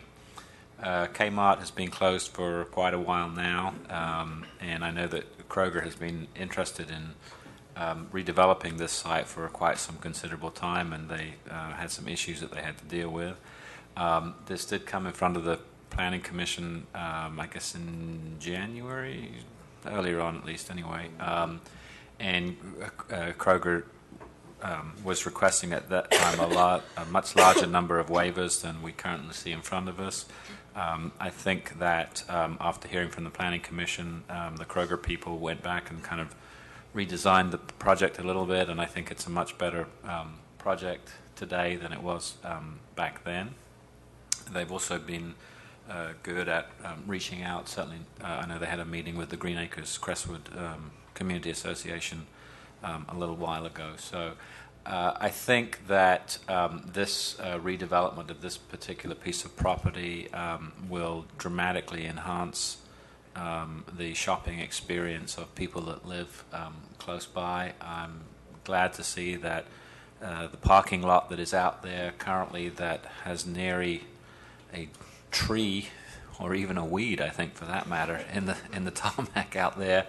We'll see some nice plantings. I think visually this will look a lot better than it currently does. I noticed that in terms of the lot coverage, it's actually a little bit less than what is currently out there by about 27,000 square feet or so. So I think overall this is a good project, and I think that people will be excited to see it finally come to fruition. I did have a couple of questions, Brad, just to confirm. So the internal sidewalks that we see indicated on the map, are those raised sidewalks, or what exactly are those? Yes. I'll point to you here up on the screen. This, and these two. These are the same basic design as you have at Trail Creek, where it's an internal sidewalk raised with curb on both sides, where the pedestrian with the shopping cart is able to access from any of these stores down through this without being in the travel lane. The crosswalks, I'm not 100% sure about these two, Commissioner, but I'm fairly certain, and I will confirm before your meeting in May, that generally these are stamped concrete or brick paved crosswalks where there is a different surface. And then generally the design that Kroger utilizes at all of these primary points of pedestrian crossing are four-way stops. Okay. Or two-way stops. I mean, it's basically... Or three-way stops. Or three-way. I mean, I think most of these are two-way. They're basically, if you're traveling along the front of the Kroger store in a vehicle, at each one of these primary pedestrian locations, there are not only stamped concrete patterns, but there are stop signs too. Okay. And I would assume that it is the same way here, because it's the same way at the inline retail at Trail Creek. Okay. Well, if we could just confirm that, because obviously that's important for pedestrian safety. And then the other question I had, and it's on page 178 of the PDF, relates to some comments that came from Transportation and Public Works. And so they talk about the trip generation memorandum and indicates a slight increase of about 1,600 or so trips. And then it says more information is needed. The increases need to be specified at each point of access. An analysis needs to show where the traffic is coming from. Off-site improvements may be needed. So do we have any update on that, and what off-site improvements Transportation and Public Works may or may not be talking about? We do not have any further detail at this point, but I can point out the area we've had discussions. And part of this is pending, and I don't want to jump too far ahead. There's the amount of trips generated out of the fuel center is significant. I think there is some concern initially until they get into a very detailed analysis with regard to left turn movements down here on northbound traffic on Barnett Shoals wanting to turn left to get to the fuel center. Well, down here. I'm sorry. That there may be a need to look very closely at that to see if there is some opportunity for installing a left turn lane at that location. Okay. But there's not any further information in detail at this point. Okay. And then the internal access road, which again, I mean, I remember talking about that before I was on the commission, and so that's that's a while ago. That will be that will have curbs and everything. I mean, it won't be like it is at the moment, where it's just kind of basically painted on the tarmac out there, or the asphalt. It will be designed exactly like it in the is Publix.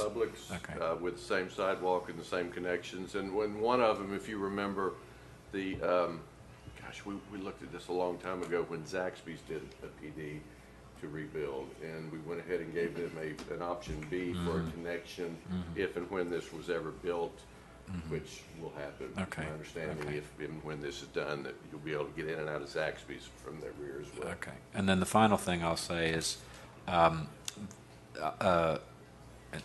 obviously this will be up to Kroger, but I would suggest that on that wall that faces Barnett Shoals Road, that is a big blank wall, at least it looks like it is, and that we have a lot of fabulous artists on the east side, and that might be a really interesting opportunity to do some kind of art, something or other that would really, provide an image that would really help, would speak to the east side, and that would be something I think that people would find interesting. I mean, certainly I wouldn't want to make that a condition of this, but just as a suggestion, I think it would go a long way to really creating some goodwill with the neighbors that live in that part of town. I spoke to the agent for Kroger earlier this week, and we'll convey those comments to him tomorrow. Okay. Finish, Mr. Harris. I'm done. Okay, Yeah, I echo everything that Andy said. We've been talking about this for quite some time, and I do appreciate the effort that Kroger went to add trees.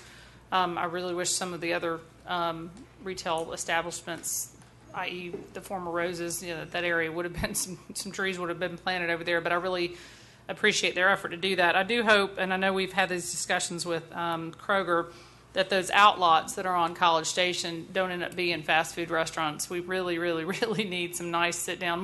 We have a few, but not as many, and it would be nice not to have to travel across town, even though I know we're a small county, but it's still a long way to go just to get a nice meal out and then have to drive back. So I hope they'll, can keep that in mind. And hopefully some of the shops that they've got, or the places that they have retail shops that, I think one of the plans I saw said something about a coffee house. We already have essentially 2 or 3 over there. I hope that they'll keep in mind that we need shops and retailers that are going to complement what we have, not duplicate what we have.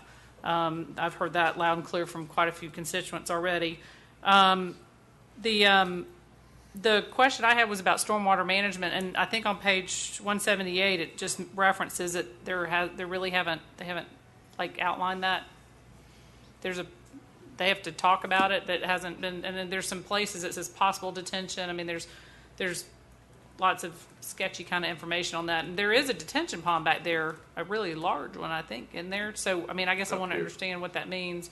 On 178 on let's see, page 178 under, V, grading and drainage, or 5, grading and drainage. Just said a concept meeting with the design professional will be needed prior to plan submittal. So I just wondered, I guess, like Andy said, when can we expect that? Is that something, I guess I just want to gather some understanding about how they're going to do. Do you have any idea what they're going to do? I don't have any idea of the details of what they're going to do. You're dealing with 2 issues here. One, we generally don't have that level of engineering at the time of a zoning change. Okay. So it's not unusual at all for us to be at this point and not have detailed stormwater. The other thing that Kroger has going for them at this point is, as Commissioner Harrod said just a minute ago, there's actually post-construction versus what's out there now. There will be a little less impervious area than there already is, so they will not be operating under the same development criteria as they would be if this was a greenfield site. They're going to get credit for the amount. There's still things that they're going to have to do, and it's clear based on this design that area on the western property line up here is where they're looking to keep it based on the overall design, but I don't have any detailed plans at this point. Okay. One last question. Is there actually I couldn't tell from the picture, behind on the, let's see if that's west, on the north side of Kroger, behind Kroger, is there going to be a buffer, or is that just going to be an open, to the right? Yeah, that area. Is that going to be, because you said they're backing up to the Beef O'Brady's and all that, and there's already trucks that traverse through there, so is that just going to be all pavement and stuff, or will there be, how will trucks get in and out? I guess it looks pretty tight, but, there's a diagram. The access point is here. You've got a curb line here that goes to a retaining wall. Okay, so the backside of Kroger is actually going to sit down quite a little bit from the public shopping center with some evergreen screening along. Get my hand off of the property line. So, excuse me.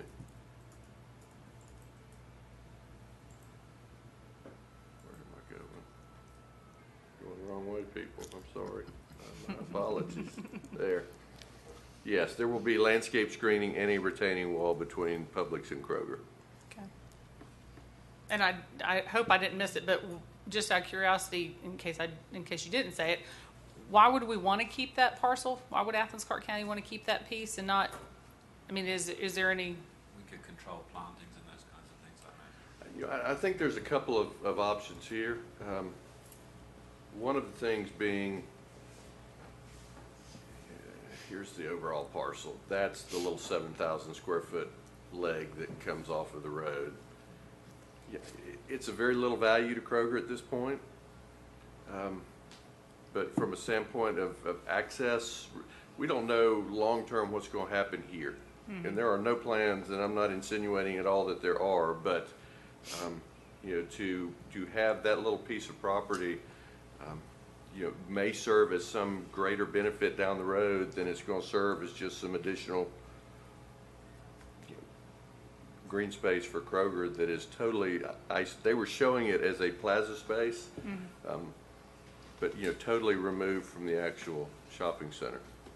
That when it's all analyzed, the recommendation that may come to you may be to not do that. But at this point, because we don't know specifically yet, I just wanted to make sure that there was some flexibility. That's all. Anybody else? Mr. Gertz.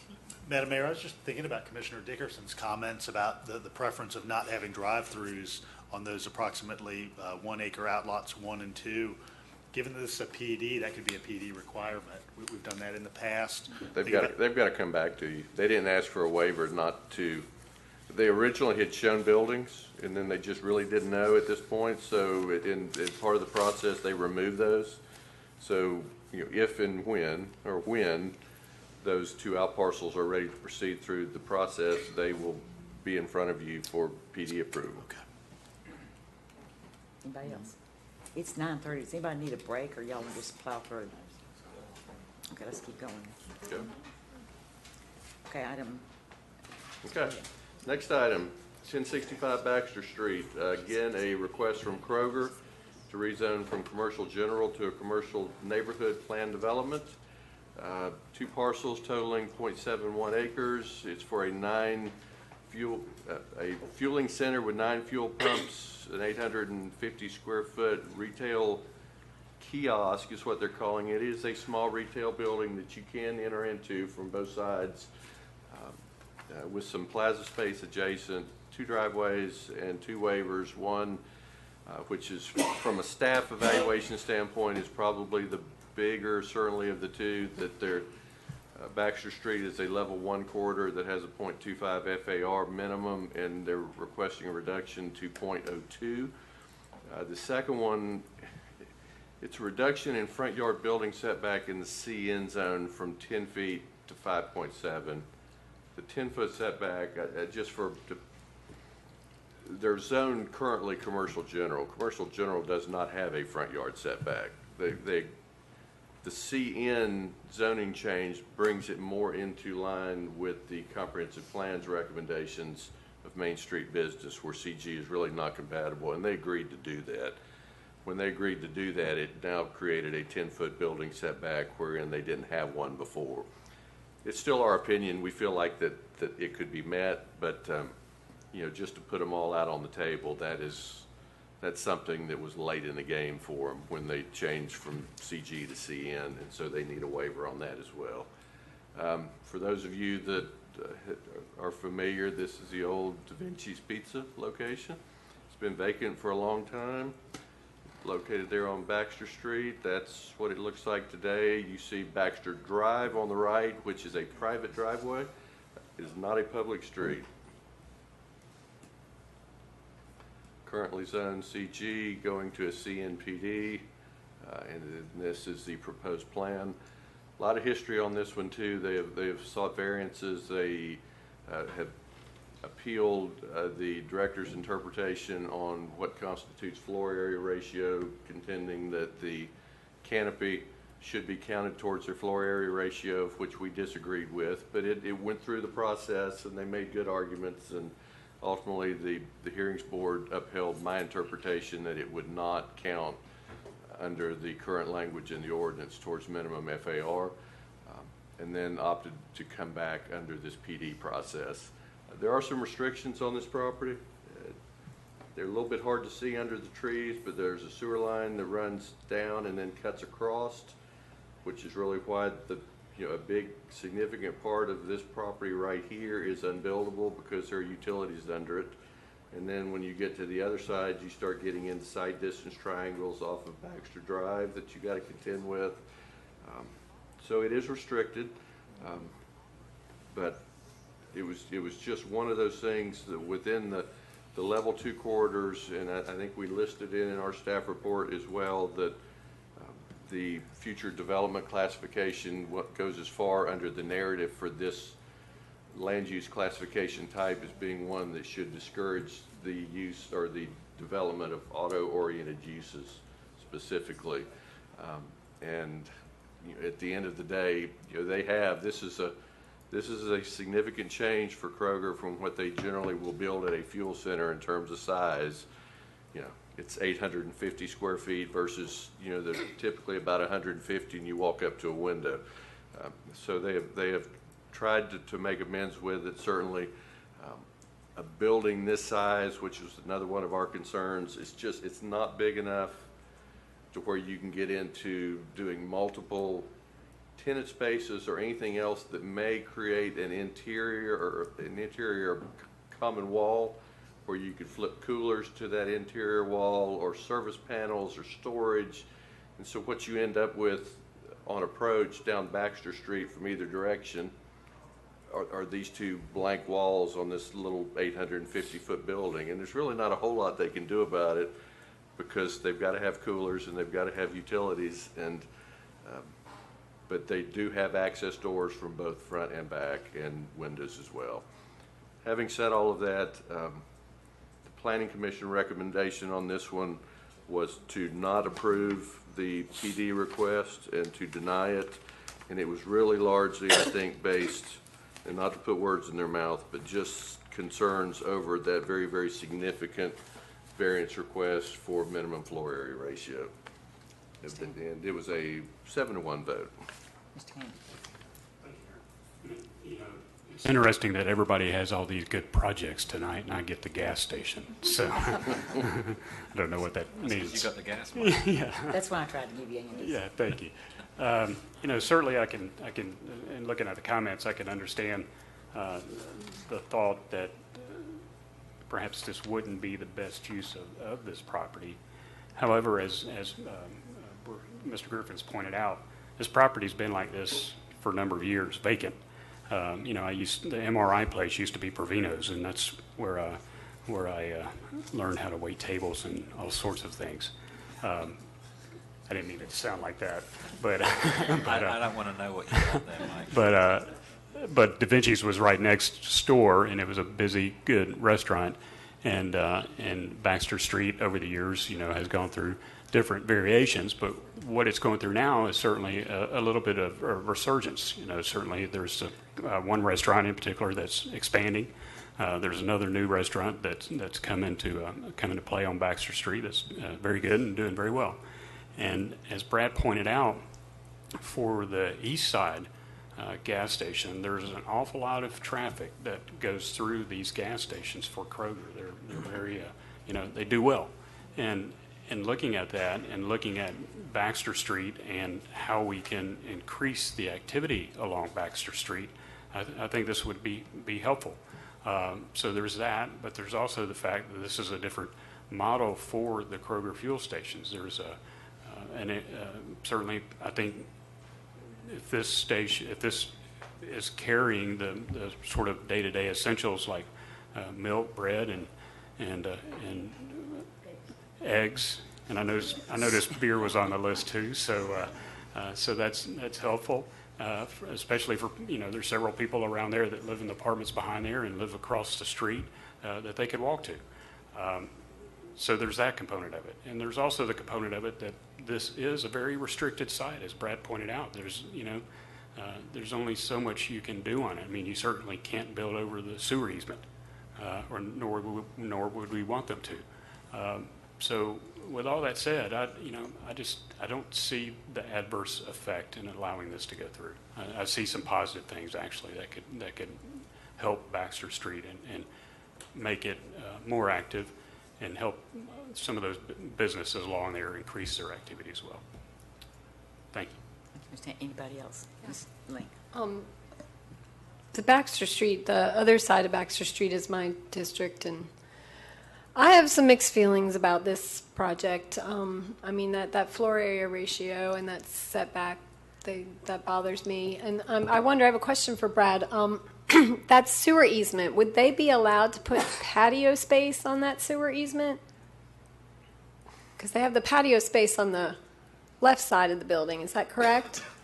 And then the sewer easement area seems like it's just, is it just plain old lawn, or what is that? Largely landscaping, but I think they probably could at some level. Because, yeah, I just wonder why they couldn't have increased that floor area ratio just a little bit and put the building on that patio space and use the patio over the sewer easement. And I mean, just the building that tiny, to me, just does not activate the street front the way we really, really want to see on Baxter Street. I feel like it's a really limited use. I had met with the developer, and, I'd kind of hoped they could come to some kind of deal with Starbucks, because Kroger does have Starbucks in some of their stores, and had an actual coffee shop there that would have greatly activated the street front, and they probably would have done quite well for themselves with all the students and the Clarke Central kids. And so I have real problems. I mean, I have the same concerns that the folks on the Planning Commission have, and I was at the Planning Commission when this project first came up, and I was at the one where they actually voted on it, and just not sure that it's there for me. That's right. I'll come back to Ms. Chan. I wanted to express my support. Commissioner Hamby covered a good bit of the positives that I see with this. If you look at the layout at the beginning of the packet, and you can see where the parking for almost all of the buildings that are already on Baxter, it's already established. I think that we should consider the personality of the different areas in our town, that we can't make them all look the same, and they shouldn't be all the same. But a lot of these buildings have been renovated. They've got new buildings in, new stores and things in them, and the parking is still towards the street. So we can't really completely change that. I think that they've done a great job. Brad, if we could just count that fuel station roof, we wouldn't be having this discussion. But I disagree with that, but I'm in a minority with that. But I support this program, this project going forward. And I also wanted to bring up that I can share some information that I got from Manager Williams about the variety of activities that are happening in this area that are not advantageous, and having something on this empty lot that is commercially active. They talked about having the bike racks there. They talk about people being able to not just drive up to use this mini grocery store. It's going to be Kroger's first mini grocery store in a fuel station. And I would like for us on the west side to be able to relieve the burden on the other fuel stations, and the one on Epsbridge Road being one of them. But I think that we need this diversity. This is an area that gas stations are limited. There's one that's in your district, I think, that Marathon, that's being renovated by the library, by the new what's the Cookout? Yeah, that's just been renovated, and that just opened. And I think that it's good for us to have these motivated people to come in and take something that's been vacant and put it into something worthwhile. And so I support this. Mr. Hamby, do you want to speak again? Yes, ma'am, I did. And I just, again, point out that there hasn't been any activity on this piece of property for almost 20 years now. And I'm not, this is what's before us today, and I'm not saying just accept it because it's before us and because I don't fall in that sort of line of thinking, but I do see the positive aspects of having this and helping it create activity, not necessarily as much for this site, but for the areas, the different businesses around this site. I think is going to be helpful. I mean, a lot of times, some of these gas stations that offer these good prices are destination points for a lot of people, and I think this could serve as one of them. And also, there's not. I think there's only one other gas station, the Chevron on the corner there, And then there's the Alps, up at Alps. It's been there for years. And so this could certainly help with that. I would ask Brad, though, if perhaps you could, as you're talking about the Van Goghs on the side of the building over there on the east side, you mind throwing in a plug for these two walls over here on the public art for the we're not as particular as Commissioner Harrod is when his art tastes, so we'll take whatever they can muster up. How about Kilroy was here? Yeah. Mr. Hawkins is going to love me tomorrow. Now, I can tell you just one last comment, and I think to address Commissioner Link's questions about coffee. We reached out to Mr. Hawkins as well, who is the agent, real estate acquisition agent for Kroger. We've worked with him for years, and he informed me that he did reach out to both Starbucks and to Jittery Joe's to try to get them to consider this as a location, and both were not interested. I mean, Jittery Joe's is right up the hill, and Starbucks was not really interested in getting outside of the store interiors of the Krogers. Ms. Dickerson? I just want to say that I support it too, and I feel the same way that Allison does about the floor area ratio issue. I think it's kind of picky, but I also grew up here in Athens, and I remember when Baxter Street was where we went after middle school and high school. We were on Baxter Street all the time, and I've seen it go in and out and in, and it's like, it'd be nice to have some. I mean, I appreciate the fact that there's not but one other gas station on that road, unless you count the one up at the corner of Alps and Baxter. Not like our side of town, we have like how many Dollar Generals popping up, but we've got a gas station, and it's a nice design, and they've accommodated a lot of things. I think, I think it would be a great idea, and I know I personally have some friends that opened a business on Baxter Street, and I think for the reasons that Mike said, I think it's a great idea, and I know for a fact that when the Kroger fuel station opens up at College Station, all those people that've been going all the way over to Epsbridge Road are going to start coming to our station. So they're targeted. People do go to these stations, and so I'd certainly prefer them go there for gas than for some other bad deed or whatever. So, and I remember when when Provino's and Da Vinci's was all over there. It was, but now we've gotten down the road a little ways, and I just think it'd be a good use of the property. It's been vacant for a very long time. So, Ms. Bell.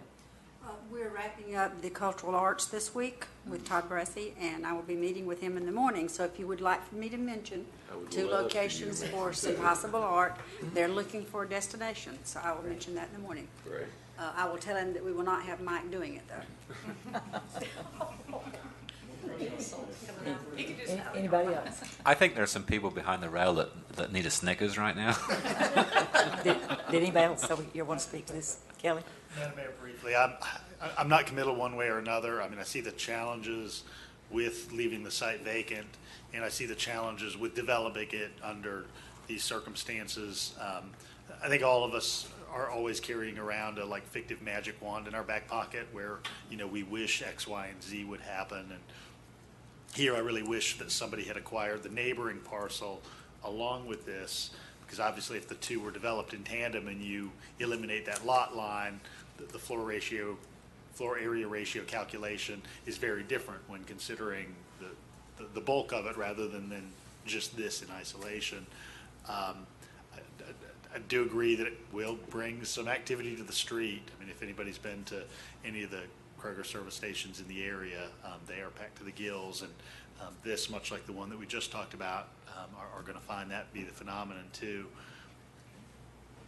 I would want to make sure it's well done if it's done, though, and I certainly appreciate the Kroger company looking at a completely new model, moving from that parking booth that they usually have in the midst of these to a sort of mini grocery. So anyhow, I've got some wish fors, but then I've got some reality that's speaking to me as well. Anybody else? Let's move on to 23, Brad. Okay. Item number 23 is a request for a PD expansion amendment at 4500 Atlanta Highway and Bedgood Road. This is an existing 212-acre plan development. There's a little bit of property being added to it as well. This is an old PD that goes back 12, 13 years ago, I guess, with its first iteration. Very large comprehensive mixed-use project. It actually started under construction about 2005. It hit the time when the economy went bad and stopped in its tracks. And I'll show you in a minute from an aerial. You can see where it started. Property sat undeveloped for many years now and has been recently acquired by another development company who has different ideas with it. They're generally the same, but they're not completely the same. But the entire site was zoned to a commercial general PD when it was originally done, and what they're requesting to do here is to really split it into multiple zoning classifications. Just a little bit about the existing PD as compared to the proposed, and you've got all this in your report in terms of numbers, but by far it's a reduction in intensity across the board in all of the uses. There are some waivers, waiver for minimum conserved tree canopy requirements in CG and RM2, waiver for on-street parking standards in the residential subdivision portion, requirements to show buildings and parking in the RM2, and I'll talk about this a little more in a minute, and then some other architectural elevation requirements and site plan requirements showing utilities and stormwater at this point. Existing zoning, you see the entire site when originally approved was a commercial general plan development. North side of Atlanta Highway, just east of the split at the Pepsi plant. And you can see from a more recent aerial the amount of infrastructure work that was initiated and the amount of time that has passed since that occurred, in that from about this point south to the Atlanta Highway was largely all clear cut, and you can see the amount of return vegetation that has happened as it has sat vacant for many, many years. There will be a change to the future development map from community center mixed use to corridor residential and corridor business as shown here. And then the proposed plan, and I've not included, you should have in your digital packet the old PD plans and the new PD plans, and I took most of that out for this purpose, but certainly you can see from that original approval it was a much more neo-traditional type mixed use new urbanist development. There was really a very significant blending of the uses as you transition from Atlanta Highway to the rear. It included a rail station at the back corner for possible commuter rail. A lot of the parking decks, much more intense commercial uses on the original plan of the street, but then you transition back through the live-work units to the townhomes. There were some civic properties with it. And in the end, that's not the desire of the current property owner, which is Walton Development. It's still, I wouldn't go as far as calling it a mixed use anymore. It's a little more of a traditional mixing of uses on a large overall tract, but there are some very clear-cut transition lines, as you can see here. It is numbered. One at the very bottom is the commercial area, and you have an enlargement of that in your packet. Much more of a standard commercial corridor type retail development. It has a grocery store site, it has restaurants, it has inline retail. It by large meets the design requirements of our ordinance, in that the buildings that are along streets will face those streets and have front doors to them. The majority of the parking is internal to the overall development, and it's heavily landscaped. As you move back into area 2, which is here, this is the area designated as multifamily under RM2 current densities. They do not have a developer at this point, really don't have a specific program in mind, and that is one of the waivers they've asked for here, which is a little bit unique.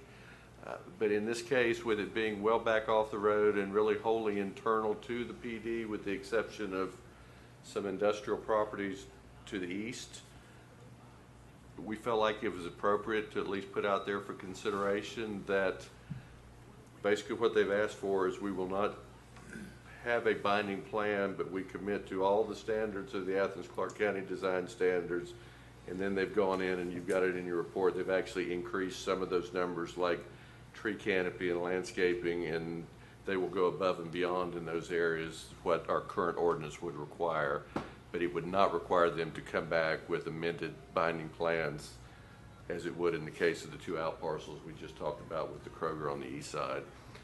And then the third phase would be the medium density residential that you see just above this line here.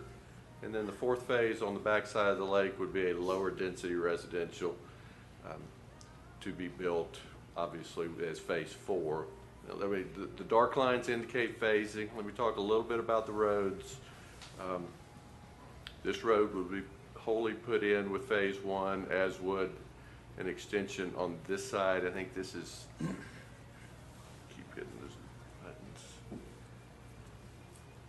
think this is Bedgood. It's either Bedgood or Dakota, one of the two.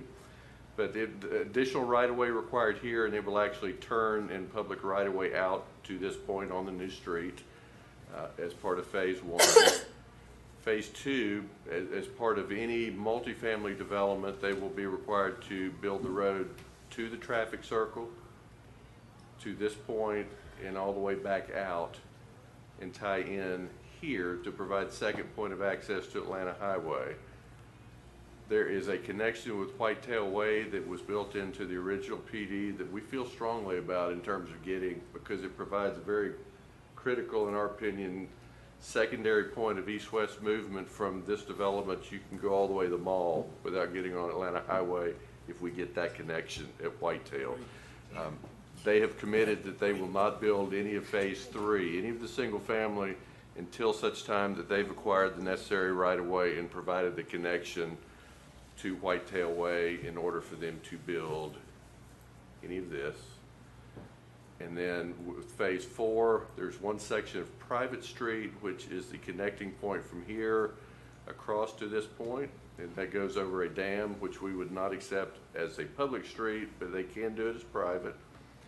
And then there's also a, whoa, I don't know what I did there. I know. There we go. Sorry. Keep my hands off this. They can't build the last phase on the backside of the lake without coordinating and acquiring a connecting point to Aubrey Drive, which is in an adjacent single-family subdivision to the west, to provide that second point of access. And this is not so much for that east-west connectivity that Whitetail gives us, but this is more, as much an emergency management issue when your sole point of ingress and egress for all of these lots is across the dam of the lake. You really, really want a second way in and out. So these lots could not be developed until such time that that connection would occur. So that's from a phasing standpoint. It's not quite as much information, but you do have a detailed set of binding standards that they've given you, as well as some design guidelines that kind of are PD guidelines, and they're kind of a marketing packet as well. And we've worked really closely with them to make sure that we're comfortable with the language in there that gives us some amount of control over it, and they're not using words like should, which at the end of the day, if a builder comes in and it says you should do this, I don't have a leg to stand on with him. So the developers and the engineers have been really good to work with, and they put a lot of time into it with us to make sure we've got good language. So overall, we're comfortable with it. The Planning Commission largely was comfortable with it. In terms of, I won't do that either. The recommendations, future development map approved with condition, the PD amendment approved with conditions, and you see those listed here. Most of those I've already really talked about. There are some right-of-way conditions that are worked in. A lot of those deal with the phasing. With the only real waiver that we do not support, and we're recommending that it not be granted, is the conserved canopy waiver requirement in the RM2 part. I mean, part of their rationale for asking for it is about half of the land that's in RM2 was clear cut with the original construction. And so they're saying if we've got to keep 25% of the whole, but 50% of it's gone, means they got to keep 50% of what's left, and that's going to be really hard. Our response to them was, we're supporting you, not giving us plans at this point. So, you know, work with us and give us the 25% of the whole. And if you find you can't, when you get a developer on board, then you can come back and amend the PD and ask for the waiver at that point. But that's really the only waiver we're not supporting. There was a modification at the Planning Commission meeting to allow them to go to slab construction on their single family. And then we're very comfortable with the connection at Dakota, which is the westernmost, that the road improvements necessary can be done within existing right-of-way. But we do want to leave a condition that talks about requirements for them obtaining additional right-of-way if necessary, not for what they're showing here, but just they had a very absolute statement in their report that said, we will not be responsible for acquiring any right-of-way in this area. And we just weren't comfortable with that language. So with all of that and a lot of minor details within the documents that you have in your report, the recommendation was 7-1 to approve both the zoning and the future development change. Mr. Neesman. Well, first of all, I want to thank Brad and his staff. This thing has a lot of moving parts, and it doesn't look anything like it did 5 months ago. There was a lot of work to do, and also Mike Morris was very persuasive and very expertise. But there has been some discussion about whether or not Walton LLC is equipped or competent enough to manage this property. And I sent you all an email earlier this week talking about the fact they've been around since 1979 and headquartered in Calgary, Alberta. $4.1 billion of pre-developed and developed assets. 22 projects are underdeveloped now. 99,000 acres under management. 145 master plan communities. Most of them are in Canada, but they've got quite a few. They've got them in Colorado, Maryland, Texas, Florida, South Carolina, Maryland, and some partnerships here in local in Georgia. The fact that the commercial part is the first part to be built gives me hope, because that's a good place to put a commercial development. I think we'll have to be patient about the rest of the development, because what they are doing is they're going to be selling the property to developers, to builders. And so that's why they don't have an RM2. Someone's going to have to come in and buy that piece of property, one or more, and then negotiate and plan what that's going to look like. So this is going to take a while to develop, but it provides something very important to us, some more commercial on Atlanta Highway and some more affordable, not cheap, but affordable workforce housing, you know, from the $160,000, $170,000 up to $250,000, something like that. So I'm optimistic that eventually this will get built out and it'll be a good development.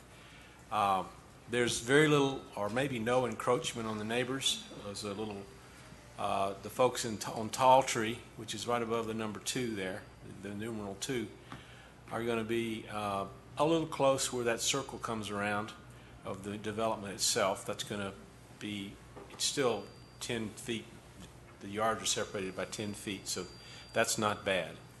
So I'm going to support this, and there's a lot more to it than what you see here. I think it's very important, by the way, that Brad worked so hard with them on the design guidelines, because those design guidelines are what those builders have to meet in terms of architecture, materials, etc. And that's what makes this work well, is that the builder can't come in and build what they want to build. They got to build within those guidelines. Oh, there's lots of open area, trails, lake, playground. So it has good potential. Thank you. Anybody else want to speak to this one? I just had a question. And anyway, the comprehensive land use plan, doesn't it encourage higher density development in? So I guess I'm trying to understand the multifamily concept. We haven't really seen a lot of new. We've seen renovated ones out like on the east side, but most of that development has been really towards the core. So how does that work? I mean, we can I mean, it just seems odd that we'd be encouraging multifamily that far out. Well, and it was, the original rezone that goes back into 0304, I mean, this was a radical change at that point because the majority of this property was zoned ag and with a rural future development classification. This obviously predates Caterpillar and other things as well. There is still within the comprehensive plan along some of the commercial corridors with transitioning property off some higher density opportunities.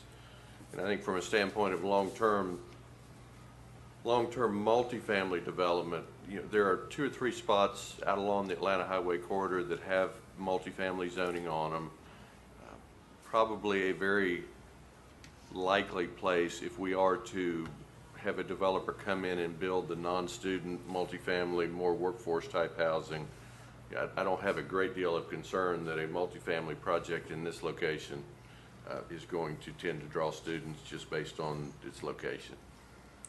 But some of the corridor residential classifications that appeared along the more major corridors carried some higher density, just very close to the corridors. Yeah, and I don't guess I was asking about students. I was just trying to understand multifamily.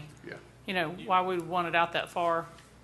When I mean, for what little I know about comprehensive land use plan, I mean that's sort of been the issue on our side is, we have a lot being abandoned because they're coming in. So then what are we going to do? So why would we want to encourage it if they're, you know what I mean? I mean, I'm just conceptually trying to grasp and understanding why we would encourage that. Well, and a lot of this, the multifamily goes all the way back to the original adoption. I mean, there's actually, I don't know if that answers your question, in that when it was approved in 03, it actually was at a higher density of that type of housing than what this is.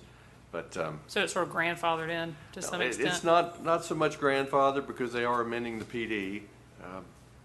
But generally, your higher densities also, you want to be near the core, but where you're not near the core, you also want to be near existing infrastructure and in places that, I think a lot of the development of the Atlanta Highway corridor and the Caterpillar property and those other things have in part been what's driving some of this, idea for some housing opportunities with a wide range of styles and price points instead of the east side. Okay. We have a great deal of multifamily in the Athens West corridor that you may not even know about. This is suitable. We like the idea. I like the idea of getting more rooftops on that side of town to help support the businesses on that side of town. There's very good sewer service, new sewer service available that they will use, and water. So we're not having a problem with that side of the sprawl with septic tanks or having to build new infrastructure. So I think it's appropriate, and also good access to Atlanta Highway 78 and 316 from here. Ms. Lang. I would hope that, the future multifamily there could support housing for some of the folks who might work out there at the mall or any of the other retail places. You've got a lot of commercial development, and it just makes sense to, build the kind of housing for people to live near where they might work. And, you do have the Caterpillar plant just a hop away. I think this is this project makes sense. I do have a question about the sewer line. Like I saw one of the images that shows the sewer line. Is part of it, is it submerged under that lake or is it above the lake? It shows this kind of zigzag kind of crossing the lake. I'm just curious as to how that... I believe it comes in north of the lake and also comes in south of the lake. Yeah, and it seems to zigzag towards cross the west end of the lake. Yeah. And the east end of where it's still a creek up at that upper right corner. I don't know if you can see it on there. I'm looking at it. She said it's a bridge over the creek, over the lake. Is that what I heard? Yes. We'll get you a specific answer for that, but I believe it's a bridge, a pedestrian bridge out there now that was designed in accordance with the sewer line underneath it. It shows the pedestrian bridge, but it's it's in a location other than where the sewer line is. I'm just curious because the idea of a The sewer line submerged in the lake kind of worries me. I'm sure that's not the case. And that sewer line's not that old either. It's what, 20 years ago, 25 years old? I'll find out for you and let you know. Okay. Concerned, but I mean, overall, I mean, I think this project makes sense.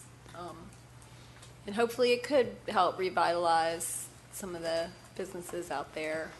And the grocery store is exciting. They definitely need a grocery store on that end of Atlanta Highway. Ms. Smith, did you ask to be recognized? I'm not Mr. Neesmith. I'm sorry, it is getting late. I'm Gertz Hamby Neesmith tonight. You're a comedian. Yeah. A chameleon. I thought you said a comedian. You're both. I have a couple of questions. So as I've been kind of doing some due diligence about this project and this developer, I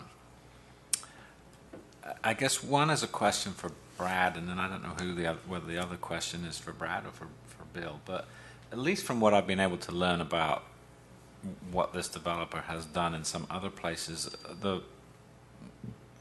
from what I've read, one of the things that they seem to do is to acquire property and then basically kind of sell shares in it and kind of sit on it. So do we have any indication that this will actually get built? I mean, is there any, what's your sense that whether we're just kind of, we're ever going to see anything like this appear out of the ground? Yeah, I mean, with all of these projects, there's no guarantee with the zoning, but we've asked basically the same questions of Walton and of the engineers working, and we could certainly reach out to them and have that, clarify that at your voting meeting too. But it's our understanding that this is certainly a project that they have an interest in, especially with the commercial going fairly quickly, and then lining up developers to do the balance. Okay.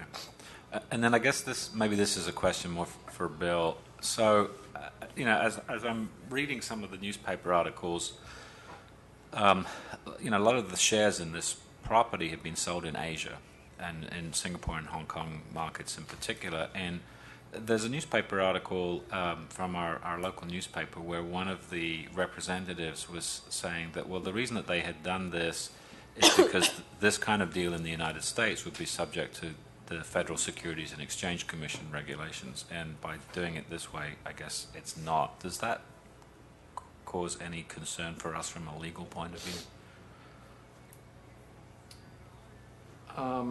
I've done some brief looking at this, and I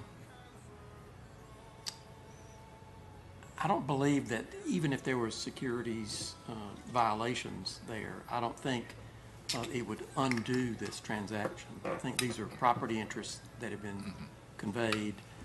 They give the Walton Group or whoever the developer is full power to manage the property.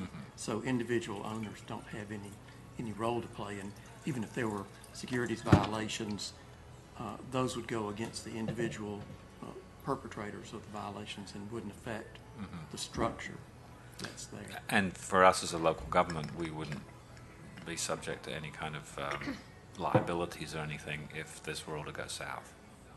No, I mean, it might affect its viability, its economic viability, but no, it wouldn't affect anything that the government would not have any liability in that regard. Well, just, because okay, all right. Anybody else? Okay, let's move on to item number 24. Okay. Properties get smaller, at least in the acreage, so maybe we can move a little fast. Next item, a 20-year-old plan development, 151 Nellie B Avenue. It's an amendment to an existing commercial neighborhood PD. Specifically, you see it there outlined in red, north of Nellie B Avenue. And pay close attention here, this probably as much as anything shows you the overall PD approved back in '96 actually encumbered both of the triangles on either side of Nellie B under a commercial neighborhood PD.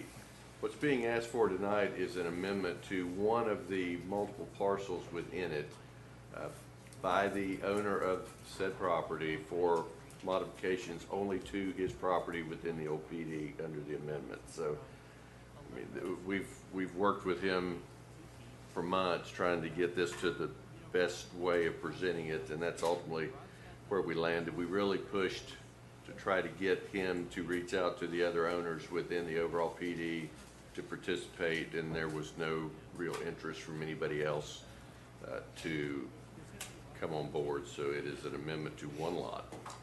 You see the existing store in question right here. This is the Union store. You see here, the request is to add a warehouse addition to the rear of this property for storage. Existing zoning, overall original site plan from 20 plus years ago. I believe he owns these two lots here. And you can see this is the property in question, the area in gray, which is what he is wanting to expand as warehouse. He's been very clear within his application that there will be no expansion to the retail sales floor at all within the development. It is simply for warehouse storage. And you see the upgrades that he is proposing to his site, which includes some landscaping. And then there are some conditions which will require some additional tree planting and landscaping on his particular property as well, if approved. And an elevation of the expansion to the rear for the warehouse. And the recommendation from the Planning Commission is to approve with condition that the tree canopy, street tree, and parking tree standards be met, and there are some minor application revisions listed in the report that also need to be corrected. We have been working with the owner's agent to have these corrected. We feel like some of this will be done, and what won't may stay as a condition. But that it was a unanimous vote to approve. Mr. Sims, this one's yours. You want to speak to it? It's really a simple request is to basically, apparently business is booming, that you've got to have an addition to your warehouse. This is a liquor store that we're talking about. It is basically the economic driver for that particular whole property. Again, you see where it does need some landscaping badly. It's basically just a clear lot. It's a clear parking lot, and the little bit of landscaping that he's going to do is not going to really make that big of an impact in terms of doing it. It's just a matter of he would be complying with our current ordinance. It's what this is really. That's the reason for the purpose of, for that particular the plantings that is going to be put there. But in terms of, it really will have no visual effect on his addition will really have no visual effect on the changes in that particular parcel and the entire complex. So I have no problem with that as long as he's meeting the requirements that we require him to do the plantings and the like. Ms. Dickerson. Well, that's my question. Ms. Easom had said that, I guess on a different parcel, that the landscaping had not occurred. How are we going to guarantee he's going to do, that he'll do this if we couldn't make somebody else keep their word? What are we going to be able to do to guarantee that the plantings do occur? I guess I'd like to say that we're a little bit better equipped in terms of enforcement than we might have been 20 years ago. This is an individual that is paying for the improvements himself on this one, where it was a little different situation 20 years ago when that development was done. It's the same we would with any other one. At this point today, he would go through plan review and show some of, as Commissioner Sims pointed out, there will be some additional tree plantings required in here. He's probably going to lose, he's either going to lose this space or he's going to have to modify and cut out a little more here. And there will be a tree more than likely planted in this. It's not a significant amount, but it will have to be shown on his plans issued for permitting, and then will have to be in place before he can occupy the warehouse. Okay. Mr. Armitride, who's working on this, was part of the original plan 20 years ago, so he's very familiar with this, and usually Charlie's pretty good about doing what he knows he needs to do. Okay. Y'all ready to move on to 25 now? Okay, 1764 and 1774 Old West Broad Street, request to rezone from commercial general and RS8 single family to a commercial neighborhood zoning classification with conditions, straight rezoning, but it is, one of the conditions is the applicant has offered a binding site plan to go along with the zoning change. Rezone 2 parcels from CG and RS8 to CN. It is compatible with current traditional neighborhood future development. CN is, the current CG zoning that's on the property to the west, I'll show you in a minute, is currently non-compliant, and there will be a binding plan. 2 properties here you see outlined in red, north side of Old West Broad Street, owned by the Athens Orthopedic Clinic. The existing building, I believe, used for their MRI, some of their MRI work. And you can see it here in the aerial. This is the existing building, currently zoned commercial general.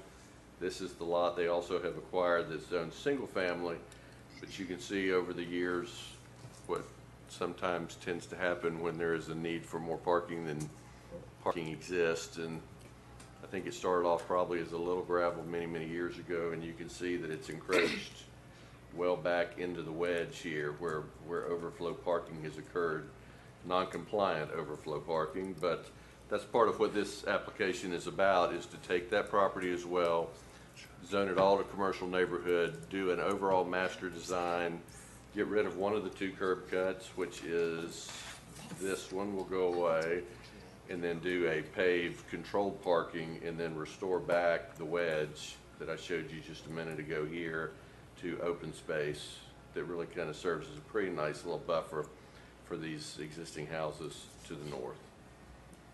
Existing building,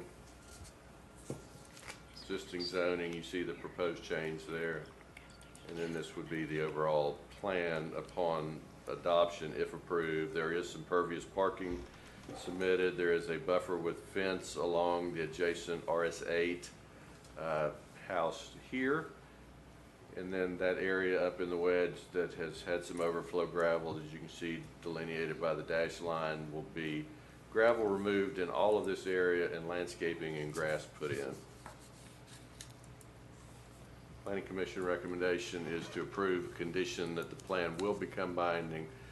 Combination plat must be recorded prior to permit, and some minor site plan revisions that were noted in your staff report. And it was approved, recommended for approval by the Planning Commission with a unanimous vote. Ms. Lane. Yeah, I met with a couple representatives of the neighborhood and the developer about this plan, and originally they had planned to also take the lot to the right with the house and demo the house and incorporate that into the plan for more parking and a possible future additional building. And we expressed concerns about that, about losing a home in the neighborhood, and as you can see, they took that out of the plan. And I think what we've got here is a pretty good plan. They've incorporated that rain garden up at the at the sidewalk side of the plan, and also we do get a little stretch of sidewalk there, which is beneficial. There's a lot of activity headed to this area, and a lot of growth going on just around the corner in the Norwelltown neighborhood. We're seeing more homes pop up, and there's high hopes for more growth in this immediate area. So it's nice to have extra sidewalk, and this is a pretty well-traveled thoroughfare, especially once the Brookside project really gets up and running. There's a lot of folks who walk Old West Broad to get towards Broad Acres and West Broad. So I think they've come up with a pretty nice plan, and the rezoning and the binding site plan makes it permanent. So we won't see a more intense use later on, and I really like the fact that they're kind of cutting that little tip off the triangle to provide a real buffer to the residential properties that are right there. And that's guaranteed because of the binding plan. Ms. Dickerson, yeah, okay. Anybody else? Okay, we'll move on to item number 26, which I believe is the last one. The last one. Special use permit at 2245 Cleveland Road, which is an agricultural zoning district for a proposed church. No change required in future, the rural future development map with all of our special use permits, if approved. There is a binding application, report, site plan, elevations, all of that which you have in your packet. Here is one variance that is requesting to waive the frontage sidewalk, and I believe that that variance did not show up in your pink sheets with your packet, but they will be there before your voting meeting. Just the variance portion, I think the voting for the special use was there. And there is a 50-foot wide undisturbed natural buffer along the side of rear property lines. You see the property here, it's about 25, 26 acres with the pipeline cutting through the middle of it. You see there, we've turned the orientation a little bit, but the majority of the development all occurs north of the pipeline. It's a 200-seat sanctuary with a future phase 2 development, and then a small pavilion and some cleared area on the south side of the pipeline to be used for recreational fields. The frontage sidewalk, if required, would have traversed the entire frontage. And I think what's important to point out in the area, the 50-foot buffer area along the street, what the applicant is committed to, if as a condition of granting the sidewalk variance, would be to commit to leaving all existing vegetation over 6-inch caliper within that first 50 feet undisturbed, and the remaining is a wooded screen. To where if you remove everything less than 6 inches, are you going to be able to see through it? If you stop your car, yes, you're going to be able to see through it, but it is not a glaring new building. It is through a more of a park-like tree setting. We feel pretty strongly that given the topography along the shoulder of Cleveland there, if the sidewalk were to be installed, which it could be, there would be a significant amount of that tree canopy lost due to grading in order to put the sidewalk in. So we were supporting the variance for the sidewalk in this particular case. The elevations you have in your packet and the recommendations, the 2 votes on this one at your May meeting, one for the variance, which is recommending approval with the condition of the tree save area, and also recommending approval for the special use permit. And it was a unanimous vote. Okay, I believe that's Mr. Neesmith again. Well, first of all, there aren't any sidewalks within miles of this place. Miles. So putting a sidewalk up would make the sidewalk to nowhere an understatement for sure. There was a little opposition to it, or more concern by a couple of neighbors. This is a very, very rural part of Cleveland Road. It's the part that's just past Fresh Air Barbecue if you go down that way. But the church is going to be very much in the woods. There is the pipeline right-of-way you see on the right side of your image there. So I'm going to be in support of this. I think it's reasonable. Anybody else? I have a question. By proposing the binding site plan, that means they're essentially committing to preserving that big chunk of forest, correct? As long as it remains a single parcel, yes. Yeah, and that's the unique part about special uses that are different than PDs. And anytime I get a chance to remind myself of this as well as you, it helps me too. The approval of a special use gives them the right to build said use on the property under that binding plan. So if and when they build the use, it becomes binding at that point for what they've built. If the church decides 6 months later after this were to get approved, or any special use, that they're not going to develop the property, that property is not locked up like a PD is from any future otherwise permitted to development. So, you know, if they ended up not building, they could, but by approving, it was very much the same as we dealt with on Cars Hill with the houses in the airport overlay. The adoption of the approval of the special use gave you some assurance that that's what was going to be built. Maybe a big roundabout way of saying yes, which I probably should have just said, but it helps me sometimes to remember that too. This late night, yes, would have been nice. I know. I'm sorry. Mr. Harrod. Thank you, Madam Mayor Denson. I actually have a question for you, given your previous job as tax commissioner. So this is a fairly large piece of property. It's nearly 23 acres, and a church is going to go on there. Will the entire piece of property then come off the property tax rolls Well, they'll because have it's a religious institution, or how does that work? Well, they'll have to apply for the exemption through the Board of Assessors. And normally, the property that's not used for church purposes is taxable. Okay. So I don't see in here how large the actual building is, but not all nearly 23 acres will come off the tax rolls then. Well, one of the things that Brad mentioned is that they were going to have some recreation area on the other side of the right-of-way, or the pipeline through there. And so it's possible that that could also qualify because it would be a church use. I think this is showing as a but it doesn't picnic look like pavilion. it's likely that the whole parcel would be. Sorry, say that again? It doesn't seem likely to me that the total parcel could be tax exempt. But that will be up to the Board of Assessors when they hear at that hearing on it. Well, good night, everybody. This is it.